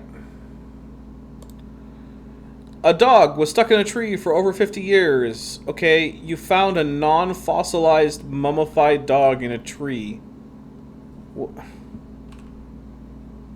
It's not even fossilized. None of this is mineralized. It's not even calcified. It's literally just a dog that hasn't rotted away yet. I don't understand why this is supposed to be significant. Do you think mummies don't form, Kent? Do you think the fossils in the ground are mummies? Look at that picture that you're showing. It doesn't even look like a fossil you find in the ground. It's still got most of its skin on. What? It's not... That tree trunk isn't infilled with sediment. A dog crawled in a tree once and died, and it hasn't rotted away yet. I don't understand what the point is. 3. They named it Stucky. I mean, it's a good name. Southern Forest World Museum in Waycross, Georgia. A 4-year-old hound dog was found 20 feet up inside a hollow chestnut oak tree. Chased a squirrel or something up there, got stuck, and mummified in this case. Yeah, not fossilized. There's the dog. There's petrified cowboy boot. Calcified. Still in it. Oh, actually, no. This might actually be something approximating fossilization, except for one thing. Those bones don't actually look like there's any evidence of fossilization, as in permineralization. Neither does the boot. However, there is an infill of sediment into the boot. So, bone was the last thing to rot away. Leather already has preservatives, and it looks like that might be a rubber sole. So, cowboy gets stuck in some mud, dies. I don't know, something breaks off his leg like a scavenger or something. His flesh rots away, gets filled in with mud. Unsurprisingly, after the mud dries, it's dried, cracked mud in there. It looks like it's pretty soft since it came apart when you pulled open the leather, apparently. There's nothing mysterious about this, and there's no evidence that you're presenting that those bones are permineralized. And if they were, then why isn't the leather? What possible process could permineralize bone, but not leather? Kent's not going to tell us. It's in Carl Baugh's Museum in Glen Rose, Texas. They took the boot. And yeah, that Stucky dog is kind of terrifying looking. What years did you make this stitching style? They said that's 1960s. So the cowboy got his leg torn off or something, who knows what, in a crash of some kind, but his foot is still stuck in there. Cowboy boot leg, petrified cowboy leg. It's not petrified. Near West Texas. If it were petrified, the boot would be petrified. 1980 by Mr. Stone, an employee of the Corvette Oil Company. True. The bones and partial leg and foot within the boot were revealed by an elaborate set of CT scans performed at the Harris Methodist Hospital in Bedford, Texas. Yeah, Technician Kent loves to find the exception to the rule and push it as the rule. It's true, Zach. Carl Baugh's Museum, right there. He's got the boot right there. Here's a petrified fish in the process of giving birth. Now let me explain something. It does not take millions of years to give birth, praise God. Yeah, it also doesn't take millions of years to die during birth, is one thing. Organisms die giving birth. In fact, until fairly recently in human history, it was a major cause of mortality for female humans to die giving birth. This isn't some kind of crazy event. And further, that's not a fish. That is an ichthyosaur. You can tell for multiple reasons, one of which is that it has a neck. It has cervical vertebrae, Kent. All I see is corn on the cob fins. I mean, yeah, it also has corn on the cob fins with ridiculous numbers of phalanges, and some of them just look like they're probably carpals and metacarpals. But whatever. This is a reptile. In fact, this is closer to a lizard than any dinosaur is, Kent, because ichthyosaurs are either lepidosaurs or very close cousins of lepidosaurs. So when you're picking out ancient lizards, you could put this on your list, and I would complain less than when you call dinosaurs or lizards. If it were a fish, why would it be giving live birth to a young that already has a calcified skeleton? Do you not know how fish reproduce, Kent? They lay eggs which are externally fertilized, and then the fry have cartilaginous skeleton. In fact, even among the few live birth-giving actinopterygian fish, the young are still born extremely underdeveloped. Nothing about this says fish. The only reason you think it's a fish is because you're such an idiot that you think that anything living under the water, apparently that isn't a whale, I guess, must be a fish. Except sometimes you call things aquatic dinosaurs. So I don't even know. Maybe you just make it up as you go. That's what he does. And yeah, no, Don, you're right. Can't paleontology. And I mean, I'm not a paleontologist, right? I have no actual formal qualifications in paleontology. But even I know at a basic glance that this isn't a fish. Another reason you can tell it's a fish is the lower part of its dorsal fin is actually made from a downturned spine. Yeah, that's not how fish caudal fins work, Kent. Not even on Sarcopterygian fish, the fish that are closer to tetrapods.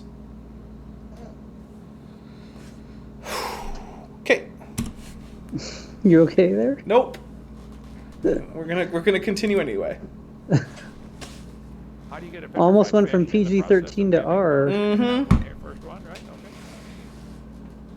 You don't want to do it. I don't know. All I know is that there's corn on the cob Dear Dr. fins. Some friends of mine, actually their daughter, Katie Crane, was a high school student, dug this hammer up in their yard a few weeks ago. I don't know how long it was buried, but the houses on their lot are less than 40 years old. I'm sorry. Is your reference for this an actual email address? Okay, I don't want to do it, but chat, please, very politely, and I mean that, don't be rude, don't be jerks. I would really appreciate it if someone could email Tim and Tim in Heike, sorry, and ask him what tests he has done on this hammer. I would love to see that. And if he gets back to you, let me know. Don't harass him. Don't send him anything mean. Just say, hey, Tim, I heard about your hammer on Ken's show, and I'm extremely curious to see what kinds of testing you've done. Because right now, that just looks like an old hammer that's dirty. But, hey. The area was used for a Marine camp during World War II. It appears the handle has petrified in this time. It's a hollow handle with a steel pin running up to the head. If you're interested in a higher resolution picture, let me know. Aloha from... I mean, I can see the handle with the pin there. They pronounce every letter Haiki. Every letter. Oh, yeah, it is Hawaii. Letters in the Hawaiian alphabet, I think, or 16. Yeah, Hawaiian has a rather unusually low phoneme count. Here's a petrified bowler's hat found in New Zealand. Okay. Calcified bowler's hat. Petrified leg of a ham found in the same volcanic. Switch slides. Okay, pass it over. Petrified crayon. Dr. Oven? What? How do we know that's just not just a piece of charcoal or a round rock? What? Are you calling Randall a liar? I think Randall, who looks like he's 6, might be ill-informed. Also, dear sir. Well, if he watches Kent, then yes. Yeah, I feel bad for Randall.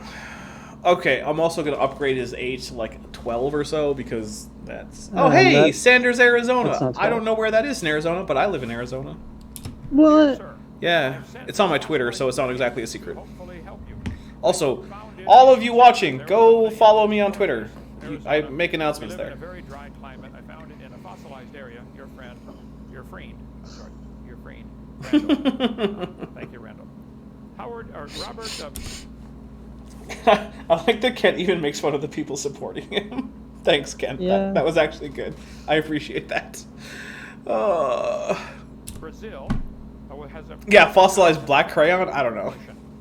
Some of the What? pieces have rusted off on top. The rest are stuck in the petrified. All right, show it. Let's see it. He sent some pictures. They didn't turn out very good. Here's a petrified. Oh. He's been Okay. Why did you include it if there weren't even going to be pictures, Kent? Hey, Kent, one time I found a guy who time traveled from 4 billion years ago, and he says you're an idiot. Not going to show you any evidence. But trust me, it totally happened. buried for 14 years, Gainesboro, Tennessee, if you ever get up that way. He died in 1881 and was buried, and water ran through the grave and turned his body to stone. Or did it calcify his body? When his wife died, Did you 14 check? years later, they dug a hole to bury her and said, "Oh no, there's water in the grave. Oh no, that means it's going through Grandpa's grave." So they exhumed the body. The most intriguing of these clay replica of the petrified man, an article in 1879, the Upper Cumberland News. I'm going to see if I can fact check this. I want to find something about this. Petrified man, 1897. What was it? Where was it? Cumberland. The Invisible Man. Nope. The Invisible Man. Let's see if I can find a picture that looks like it. No. I'm not getting anything on this story. Well, it was a long time ago. Yeah. Petrified Man, 1862. It was published in 1897.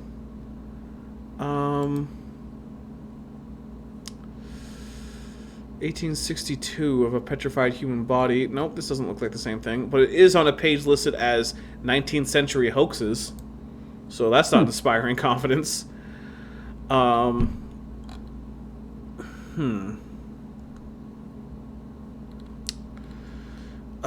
Cumberland petrified. Let's see. This might be it. No, that's 1941. So that's obviously not it. All right. Well, some initial fact checking has revealed that I can't seem. Oh, not getting anything on Tim Deckel. All right. Well, maybe he doesn't exist. We have had some petrified men here in Italy, but don't know how they were made. Maybe a hoax. Yeah, I'm leaning towards hoax on this one, and since I can't even find the reference, I'm just going to have to go ahead and say, if I can't find your reference, you haven't presented any evidence. So, yeah. Amazing discovery was made. According to the article, the prominent And thank you very much, Meyer, for checking on that Tim Deckel. died and was buried some 14 years prior to the Oh, and Haiki, Hawaii is actually Haiku. When her grave was dug beside Oh, his, I it mean, was discovered that a you shriek and I are of next to water each had other. been I'll just let that go as a typo. passed through the coffin from head to foot and out. The occupant of the coffin had turned to stone, presumably as a result of the continual flow of water, and perhaps the minerals in it over such a long period of time. 14 years. Didn't take millions of years, did it? A 62-year-old widow in Sao Paulo, Brazil, didn't have the faintest idea what was causing the pain in her right side of her stomach. She went to the doctor's office. X-rays revealed, quite a surprise, a perfectly formed, petrified skeleton of a fetus. Petrified. What? Inside. It's an extremely rare case, said Dr. Jose. Okay, so we're going to have to check up on this. Maria Marcionilla da Concia. Oh my goodness, I can't pronounce whatever that is. Oh, great. It's in Brazilian Portuguese. I can barely read that language. Her ID number. Okay, let's try that. 01842-862-338. I'll combine it with Maria. Nope. Brazil. Petrified fetus. Rare 40 an elderly woman. Okay, here we go. This might actually be it. Oh, it's Colombia. Well, why was I getting things in maybe it was just reported in Brazilian news? I don't know. 40-year-old, quote, stone fetus. So it's in scare quotes, so there's that. Stone baby, let's see, now expected. Lithopedion is created by the pregnancy forms in the abdomen rather than the uterus. Okay. The pregnancy ultimately fails, usually because the fetus does not have enough blood supply. Makes sense. There is no way for the body to expel the fetus. As a result, the body of the fetus turns to, quote, stone, using the same immune process that protects the body from any foreign object detected in a person's system. Garcia said that it may seem odd, but the process is used constantly in the body to stay healthy. When you get old cartilage and then... Oh, so it's bone. Her body calcified the extrauterine fetus. So it wasn't stone, Kent. It was actual bone. Got it. It's funny how simple Google searches can refute like 90% of the things you say, Kent. Why would Kent ever try to research why he might be wrong? That's a good point. Why would he have any intellectual honesty or integrity? Oh, hold on. Google Translate. Zach, I could use Google Translate, but I don't like it very much.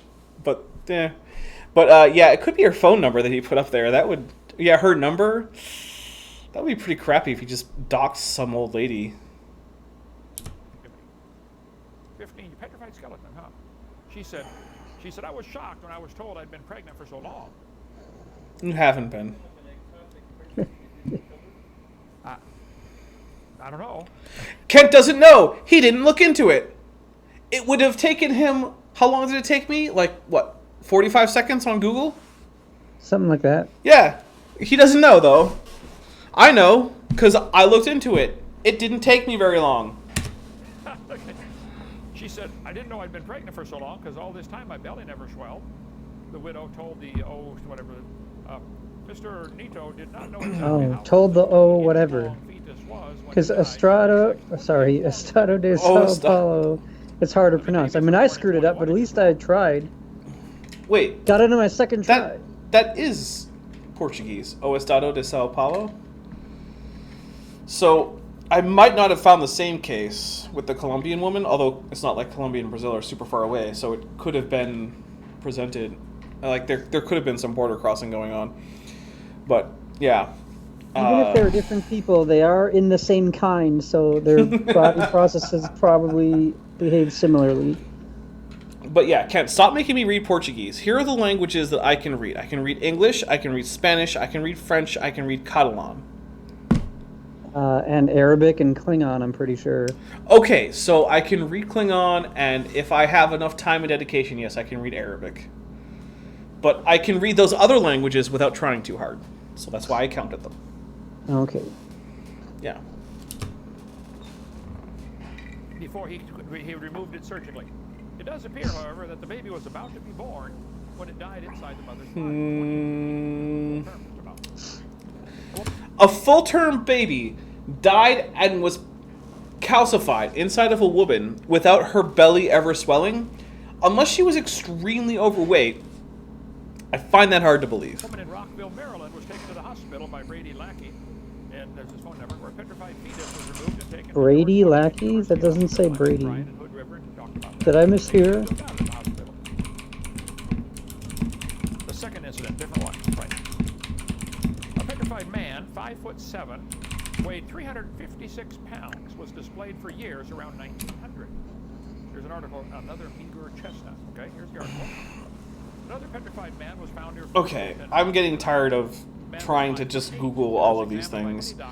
Because at this point, we haven't found... Yeah, but I'm also going to speed this up a little bit, because so far, all of these have just been uninteresting. Calcified sacks of flour. I mean, it's the same answer for everything. Yeah, basically.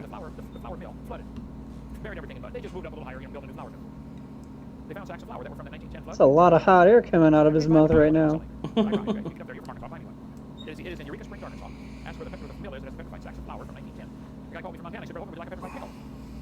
Of course, who would not want a petrified pickle? When he sent it to me, it was in the jar. The lid to the jar had rusted off. The jar has since gotten broken in all the moves we've had around here. We had the jar for it, too.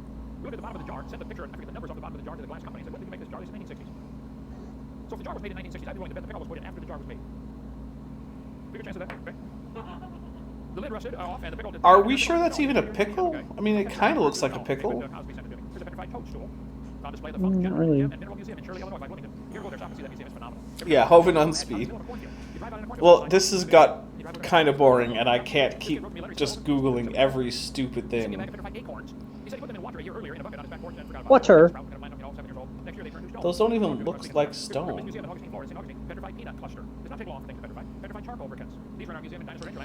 No one cares how long... Okay. So, here's the thing. Let's say it's absolutely true that every single one of these things is a rapidly petrified whatever. So what? No one is basing the age of various layers in the geological column based on how long it's supposed to take for things to petrify. Literally, no one is doing that. Petrification could take a trillion... Well, not a trillion, okay, but petrification could take anything from a few million years down to a few picoseconds, and it wouldn't matter to any of your arguments. Fossilized octopus are. Fossilized jellyfish. Jellyfish is soft tissue. And how could it be petrified? Had to petrify rapidly. How long would jellyfish stay there before it rotted? No, it doesn't have to petrify rapidly, Ken. It has to be deposited in an area where it's unlikely to be scavenged or rot before it's covered with sediment and preserved. Granted, it doesn't happen much with jellyfish, but it does happen in various Lagerstätten. Lagerstätten? I don't know. German. I don't know. In a 1909 book you can buy for farm implements, they taught you how to petrify your own fence posts. Got an article how to petrify wood. I mean, I barely know English. Let it set for 2 weeks, and the bottom will be petrified so it won't rot, and the top is still wood. You can nail the fence to it. Handy farm devices. Okay. Petrified bear in the collection of advanced... Calcified bear. Petrified teddy bear. I've seen this. In Czechoslovakia, where they've got this little waterfall that splashes high mineral content.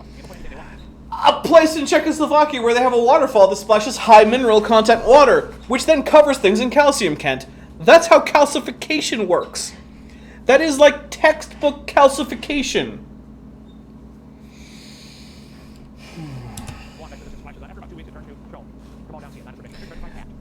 Okay, hold on a second. You can even see the calcium deposits drooping off the bear because it was left in longer than it took for just the bear to form to get a calcium coating. Like, you can see that this is not the original material of the bear being replaced with minerals. It's obvious, right? Like, I'm not the only one noticing this.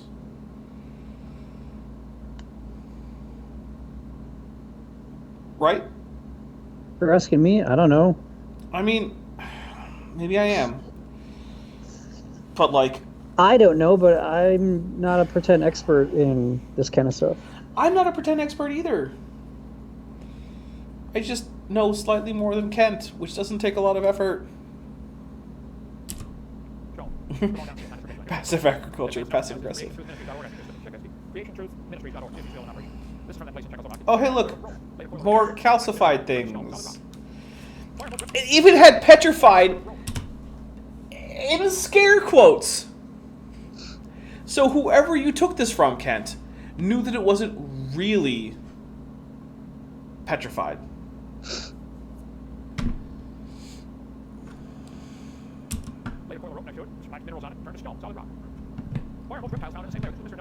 They're not. But, okay, we're going to slow it down again. Fossils automatically are sorted based upon hydrologic sorting. It's true, most reptiles are found in the same layer. I would agree with that. But the fossils They're are not, not well but sorted okay. like they would like you to believe. One of the ironies of the evolution-creation debate is that creationists have accepted the mistaken notion that the fossil record shows a detailed and orderly progression. Mr. Nelson, you have accepted the mistaken notion that the fossils are in order too, by the way, okay? Okay, so if fossils are sorted by hydrologic sorting, then why are there clams throughout the entire geological column? There are Cenozoic clams, there are Mesozoic clams, and at the upper portions of like the Cambrian, you start getting Paleozoic clams. Okay, well, if we're going by hydrologic sorting, then why are small theropods found in Mesozoic strata, whereas, say, other animals of similar size and weight, like, say, small mammals in the Cenozoic, aren't also found in that same layer? It just doesn't work, Kent. If all of the big heavy things were found at the bottom, or and also with, I guess, maybe the small dense things, like, okay, I'll grant you, maybe clams would sink to the bottom, then okay, but that's not how it works. Why is it that Stegosaurus is so separate from elephants? Is Stegosaurus way denser than elephants? No, in fact, Stegosaurus was almost certainly much less dense than an elephant, Kent. There is no good reason, if hydrologic sorting is the reason, for elephants to not be below Stegosaurus. And yet that's what we always find. Stegosaurus, then significantly higher up, elephants. Even at cursory examination, this doesn't make sense because in the same layers, you get organisms that would not be sorted together hydrologically. Hydrologic sorting is a thing. You have a flood that washes a whole bunch of dead things together, they're going to get sorted hydrologically. But that's not what we actually see in the fossils. Oh, so, okay, Godless, you talk about Standing for Truth? Standing for Truth has twice asked me to email him about debates. I have done so. Standing for Truth just doesn't get back to me.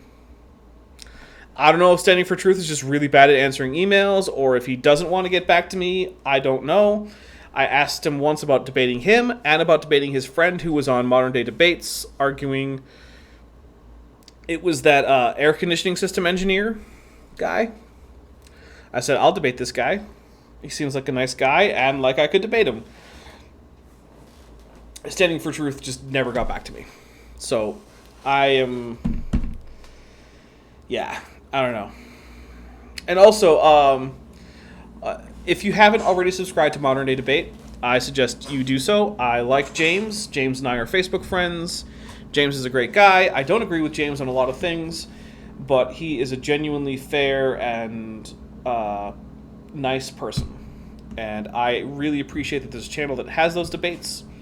So please, if you have not subscribed to Modern Day Debate, go do so. It's a great channel. And yeah, I'll leave it there. Wait. Godless you debated standing for truth? Okay. I want to look for that later. David Ropp says they're not in order. The name and age of the layer is determined by the fossil it contains. Wrong! The layers were named based on areas characteristic for where they were found. So, for instance, the Devonian layers were named after deposits of that age in Devonshire. The Cretaceous era was named because, or the Cretaceous period, I should say, more accurately, was named because many Cretaceous deposits in England were full of chalk, and Cretaceous means chalky. The Jurassic layer, or period, was named after the Jura Mountains in Africa. Now, as far as the age, they were assigned relative ages based on their position, and were then later identified in other parts of the world based on index fossils. So first came names based on location, then came relative dating, then other layers were assigned to those other ages based on index fossils. Absolute dating only came with the advent of radiological dating. It's just... Oh, Maya, I really hope that James's mods don't hate you, because that would upset me. Because I like James, I like Maya, and I want Maya to get along well on James's channel. So, I guess it's vaguely possible that I might be able to influence James to have his mods calm down on you. But I don't know. I mean, I don't know James super well, but let's forge through this. We've only got 7-ish minutes left. This poses a problem. If we date the rocks by the fossils, how can we turn around and talk about patterns of evolutionary change through time in the fossil record? Date the rocks by the fossils and the fossils by the rocks. That is how it's done. Wrong. I already explained why. Ask Niles Eldridge. Poor guy. Niles Eldridge came to speak at University of West Florida in Pensacola when I was there. He set up his overhead projector. Oh, okay. Maya, did you say nasty things about the Bible? Be honest. And put the pulpit right here, and then the screen was behind him. When he flipped his projector on to start the lecture, of course, the light is shining right in his eyes, and his shadow all over the screen. I was sitting in the front row. He's going through the slides, squinting like this, trying to read. I went up and said, let's move the pulpit over here to the side. Oh, good idea. These guys are teaching our children. Okay. Any sorting of the fossils is best explained by a flood, Mr. Nelson. Sideways movement of the water is automatically going to sort animals. They're going to say, well, clams are found at the bottom of the geologic column because clams is... But that's the thing. Clams aren't found at the bottom of the geological column. They're found almost entirely throughout it. It's hard to find a layer where you're not going to find clams. Also, I don't know who drew you this, but the idea that you have a Triceratops down in what is presumably some kind of, like, Paleozoic layer based on that primitive amphibian-like creature you have there that I recognize, but whose name escapes me, is a little crazy. I think maybe the person who drew this for you doesn't know what he's talking about. Also, birds aren't just found above humans, as if humans were found and there's this big period of time where you just find birds. Birds are found in with those dinosaurs that you have there, even though birds are dinosaurs. So you have something that looks kind of like a velociraptor, you have an ankylosaurus, a triceratops. Yeah, there are birds before those. So if it's geologic or hydrological sorting, how is it that birds get mixed in below Triceratops, Kent? Yeah, don't worry about it. It's just lines on paper. It doesn't mean anything. Okay, that's true.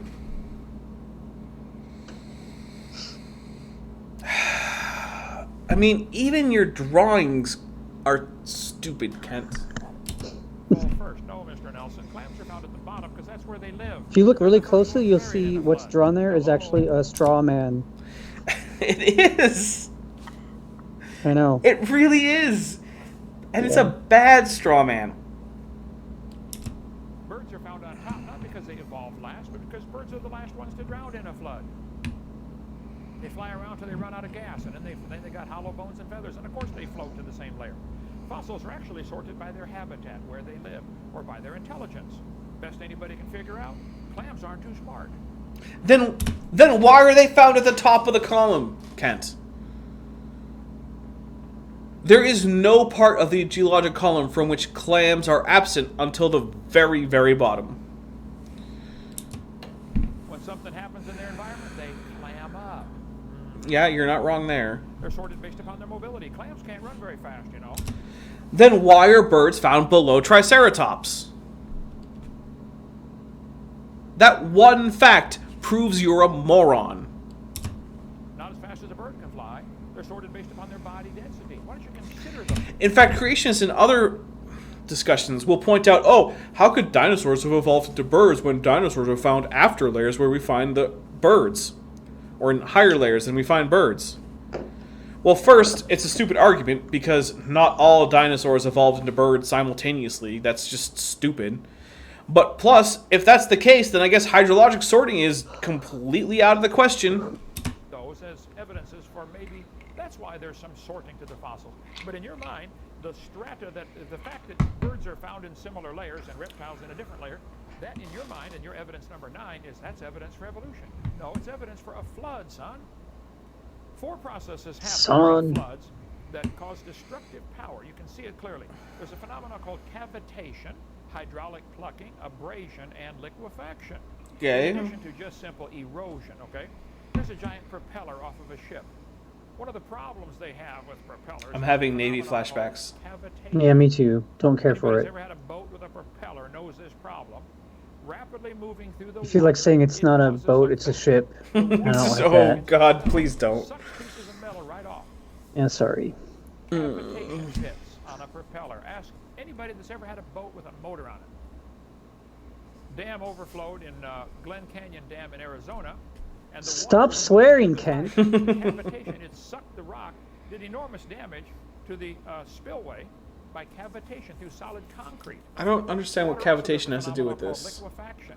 You can go stand out on the beach and watch this. When the high part of the wave comes by, it's heavy, and it squeezes the sand grains together. When the Okay. low part comes by, it doesn't weigh as much, and the pressure is relieved, and the sand is actually lifted up a little bit. So every wave, you're going to get sorting of the fossils based upon their density. Just like shaking this thing up. Okay, so he's saying that birds will come on top, mammals below them, then reptiles and amphibians. But what about all the amphibians that are found in Cenozoic strata, Kent? What about all the mammals that are found in Cretaceous strata, Kent? I don't know if you know, but mammals were definitely around in Jurassic strata. What about all the reptiles that are found in Paleozoic, Mesozoic, and Cenozoic strata?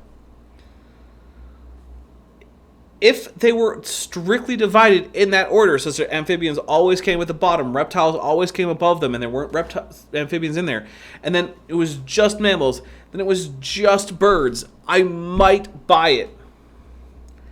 But that's not what we actually see. I mean, I'm just going to give a quick example. Here we go. Ready? Let's go with Hell Creek Paleo Fauna. Wikipedia, Hell Creek Formation. Let's see what we got. We'll just go with, let's see. Oh, look, amphibians. There were frogs, salamanders. Let's see. There were also fish, cartilaginous fish. We also have dinosaurs. Huh. Look at pachycephalosaurs, ceratopsians, various ornithopods, tyrannosaurs, ornithomimosaurs. Look, a oviraptorosauroid. Or oviraptorosaurs. Are we counting Anzu as an actual oviraptorosaur now? Whatever. Eumenoraptorans. Oh, look. Pterosaurs. Are pterosaurs significantly lighter than birds? Actually, if anything, they were lighter than birds, so why aren't they found on top of all the bird deposits? Crocodilomorphs. Turtles. Lizards and snakes. Oh, wait. Okay, no one knows what I can't even say it is anymore, so whatever. But also mammals. I mean, obligatory lines on paper comment. because Well, yeah. Including that's surrounding all the words. known so. eutherian mammals. That's the group to which you belong, all you humans out there. So, okay, I'm one of them. how could we find all of these animals in the same geological formation if it was based on hydrological sorting? This is a great big mix of all of the things that Kent says are sorted hydrologically, all in the same layers. I mean, there's no way to account for that if Kent's right. Will automatically sort things by density. Get a jar of sand, gravel, rocks, and mud, and quit teaching people that the fossils are evidence for evolution. They are not, Mr. Nelson. They're evidence of a judgment of God on this world, and you're going to face that same judgment someday. I'm trying to help you, son. Pay attention, okay? They say, oh yes, boys and girls, we find birds, mammals, reptiles, and amphibians. Memorize the word farm. Fish would be at the bottom. Fish, amphibians, reptiles, mammals, farm. That's the order they say things evolved in, based upon the way they're found. Of course, fish are found in a different Then why are they all found in the same layers? reptiles do. Liquefaction. When you press down on the ground and then relieve that pressure, the water that's buried in the ground, groundwater, that's how you get wells, you know, that comes lifting up and the whole top can become soup. Yeah, what would Kent call the various non-mammal synapsids? I don't know. Soupy and the buildings sink in. Liquefaction. This is the top of the building facing this way. It ain't supposed to be that way. Stuff's going to fall off your cupboard shelves. Okay? I mean, no one's going to say this isn't a thing. Ground was shaking. The whole ground turned to soup because of liquefaction and swallowed the cars. That's pretty impressive. This would happen during Noah's flood. Lots of things happen in a flood. Yeah, it probably I would. don't know if there were cars during Noah's You say flood, Kent. fossils count as evidence for evolution. You are Come on, correct, man. Mr. Nelson. No, they do not. Hey, it's the Evidence pontiff. for evolution. Another example of you I get it. without evidence or authority. Fossils count as evidence for evolution. Well, people who are honest, intelligent, open-minded, and not dedicated to defending their religion of evolutionism like you are, know better. Well, I think we've shown that that isn't true. Example of the judgment of God on this planet, and it happened rapidly. They didn't expect it. Noah warned them for probably 100 years. Noah warned them, it's gonna flood, gonna rain, guys, you're gonna die, get ready. I've been warning you guys for a long time, 40 years now, 50 years I've been a Christian. You better give your heart to the Lord and get saved. Mr. Nelson said, because we can use the theory to predict what sort of fossils we will find before finding them, fulfilling those predictions actually do count as evidence supporting the theory. No, Mr. Nelson, it supports as evidence, it's evidence for the flood. Fossils do not provide evidence for evolutionism, your religion. They are evidence of rapid burial during a global flood. They're sorted because of their habitat, intelligence, density, etc. But you, No, like all the scoffers, are willing they're obviously not. of that flood, because that represents the judgment of God on his creation. They're not sorted based upon millions of years different in age. They clearly are. They just don't get it. Actually, you just don't get it. No, Aaron gets it, and so do Bible says, I. "In the beginning, God I don't agree with Aaron on everything, in 6 but he's days right the on Lord this. made heaven and earth, the sea, and all that in them is." Couldn't be more clear. How do we know Noah wasn't just a But the Bible jerk? says there'd be I mean, he scoffers could have in the been. last I don't days know. Who would walk after their own lusts, and they would say, "Where's the promise of his coming?" Since the fathers fell asleep, all things continue as they were. The Bible says they are willingly ignorant of how the heavens were of old. We covered that on video 2. What was the creation like? And they're ignorant of the Oh, Zach makes a good point. He says, I like how Kent says evolutionists can't use fossils because they, quote, don't count. Then he proceeds to use fossils for creationism. Double standard much? Yeah, it's... Seriously. flood. The world was overflowed with water and perished. That explains the fossils, Mr. Nelson. Not evolution. Yeah, I mean, he does the Fossils same are thing not with evidence whether or for not your there's a theory. fossil record. Fossils are Yeah. evidence for a flood that destroyed this world. And he also does that with literally everything else he ever talks about on these videos. We're running out of room. I like fossils, okay? They're also ignorant of the I'm coming glad you judgment. like The fossils. creation, the flood, and the coming judgment. The Bible says they didn't glorify. All right, so he has gone into his proselytizing thing, and just like last time, I'm not going to let Kent proselytize on my channel. I'm not here to get any of you to convert to or from any religious position. I have my own personal religious positions, but it's not something I go into on the channel. And so I'm not going to let Kent go into it on my channel, because this is not the Convert to Christianity hour. It's also not the deconvert from Christianity hour. So, as far as I'm concerned, I don't care or want you to do either of those things. So, I think that's it for Kent now. That was pretty bad. I mean, It was rough. yeah, we real time debunked a bunch of things that he said, and just show that they weren't even what he said they were. Like the calcified fetus. It's like, yeah, okay, it was turned to bone by the woman's body, turning it to bone. You ever hear of someone having a calcium deposit? I have. Yep. Yeah, that's a thing that happens. Do dinosaurs get those? Yes, they do, actually. Interestingly, that actually brings up an interesting point. So birds have a kind of immune system that's a bit different from mammals. So when birds have infections, what they basically do is they rapidly surround the infected area with scar tissue, which then quickly calcifies. Whereas, say, mammals tend to do things like fill infected areas with pus, which is full of white blood cells, and they try to fight off the infection and then hopefully return the area to normal. Well, dinosaurs also, in fossil pathologies, show evidence of this avian-style immune system where they surround infections with what eventually becomes bone. And so a number of dinosaur fossils show evidence of infections that were close enough to the bone that they actually became fossilized with the bone as essentially concretions on top of the bone. And so that has provided evidence of the kinds of injuries that dinosaurs got, which helps give us clues as to their lifestyles. So, for instance, Allosaurus fossils, which are very common in the Morrison, the Morrison Formation, show a lot of such pathologies on the foot bones. So we know that their feet were under considerable stress and were prone to infection. And so one of the things that has been hypothesized as a reason for that is that Allosaurus would hold down meals with its feet and then rip flesh up with its mouth, using its feet kind of like a fork to hold it steady. And that was causing stress fractures as well as infections, because when you stick your feet into a corpse, well, it's not the super healthiest thing if you have any cuts or anything on those feet.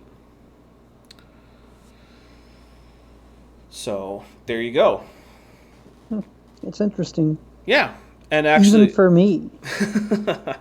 And actually, if you go and look at dinosaur fossils in museums that are either actual fossils or casts of actual fossils, look for areas where the bone kind of swells out of the normal shape that you would expect, and those are probably fossil pathologies. You'll find a lot of them, actually. Yeah, it's pretty cool. You can actually, it's neat the degree to which birds fit so neatly inside Dinosauria, despite Kent just saying for no particular reason that they're not dinosaurs. Well, if they are dinosaurs, it wouldn't really refute any of his other arguments, but he thinks it would for some reason. Yeah. So he has to argue that they can't be dinosaurs. Yeah, I don't... By argue, I mean say things like, boy, do you really believe what you're saying? As if that were an argument. Yeah, if you haven't already seen my debate with Kent, and if you're here, you probably have, but if you haven't, it's on my channel. It's good. Yeah, I like it. Check it out. It's pretty interesting. And then after, watch the live stream I had with Chris from Biblical History Skeptics, because I talk about some of the stuff in that, but it's also interesting because that, as far as I know, is the next time that Kent has tried to address this topic. But he tried to address it by not even touching it. He said in the video I was responding to, I'm not going to get into all the science about birds and dinosaurs. It's like, well, at least you're basically just admitting defeat immediately. Yeah. So, yeah, check those out. Also, like I said, subscribe to Modern Day Debate if you haven't already, because I really like that channel, and I want James to get as many subscribers as he can. Even if his mods have been mean to Maya, which I don't approve of, but I'm not one of them, so what are you going to do, right? Thank you for watching. I'm the Dapper Dinosaur. And Ben, do you have anything you want to plug before we go off air? No, I just want to say, though, that I don't really know anything about geology and very little about dinosaurs. Really, I'm just here because Kent Hovind is fascinating to me. And I really enjoy watching his videos so that I can become stupider because he makes me dumb. And then the Dapper Dinosaur here helps make me smart again. So Well, I'm glad I can do that for you. Thanks Yeah. so much for watching, everyone. I really appreciate it. I love that you guys come here every time and give me likes and views and whatnot. I really appreciate that. You guys are great. The chat has been fun to read, and I'm sorry I didn't get to every single comment, but I hope you guys had a fun time. And I'm the Dapper Dinosaur.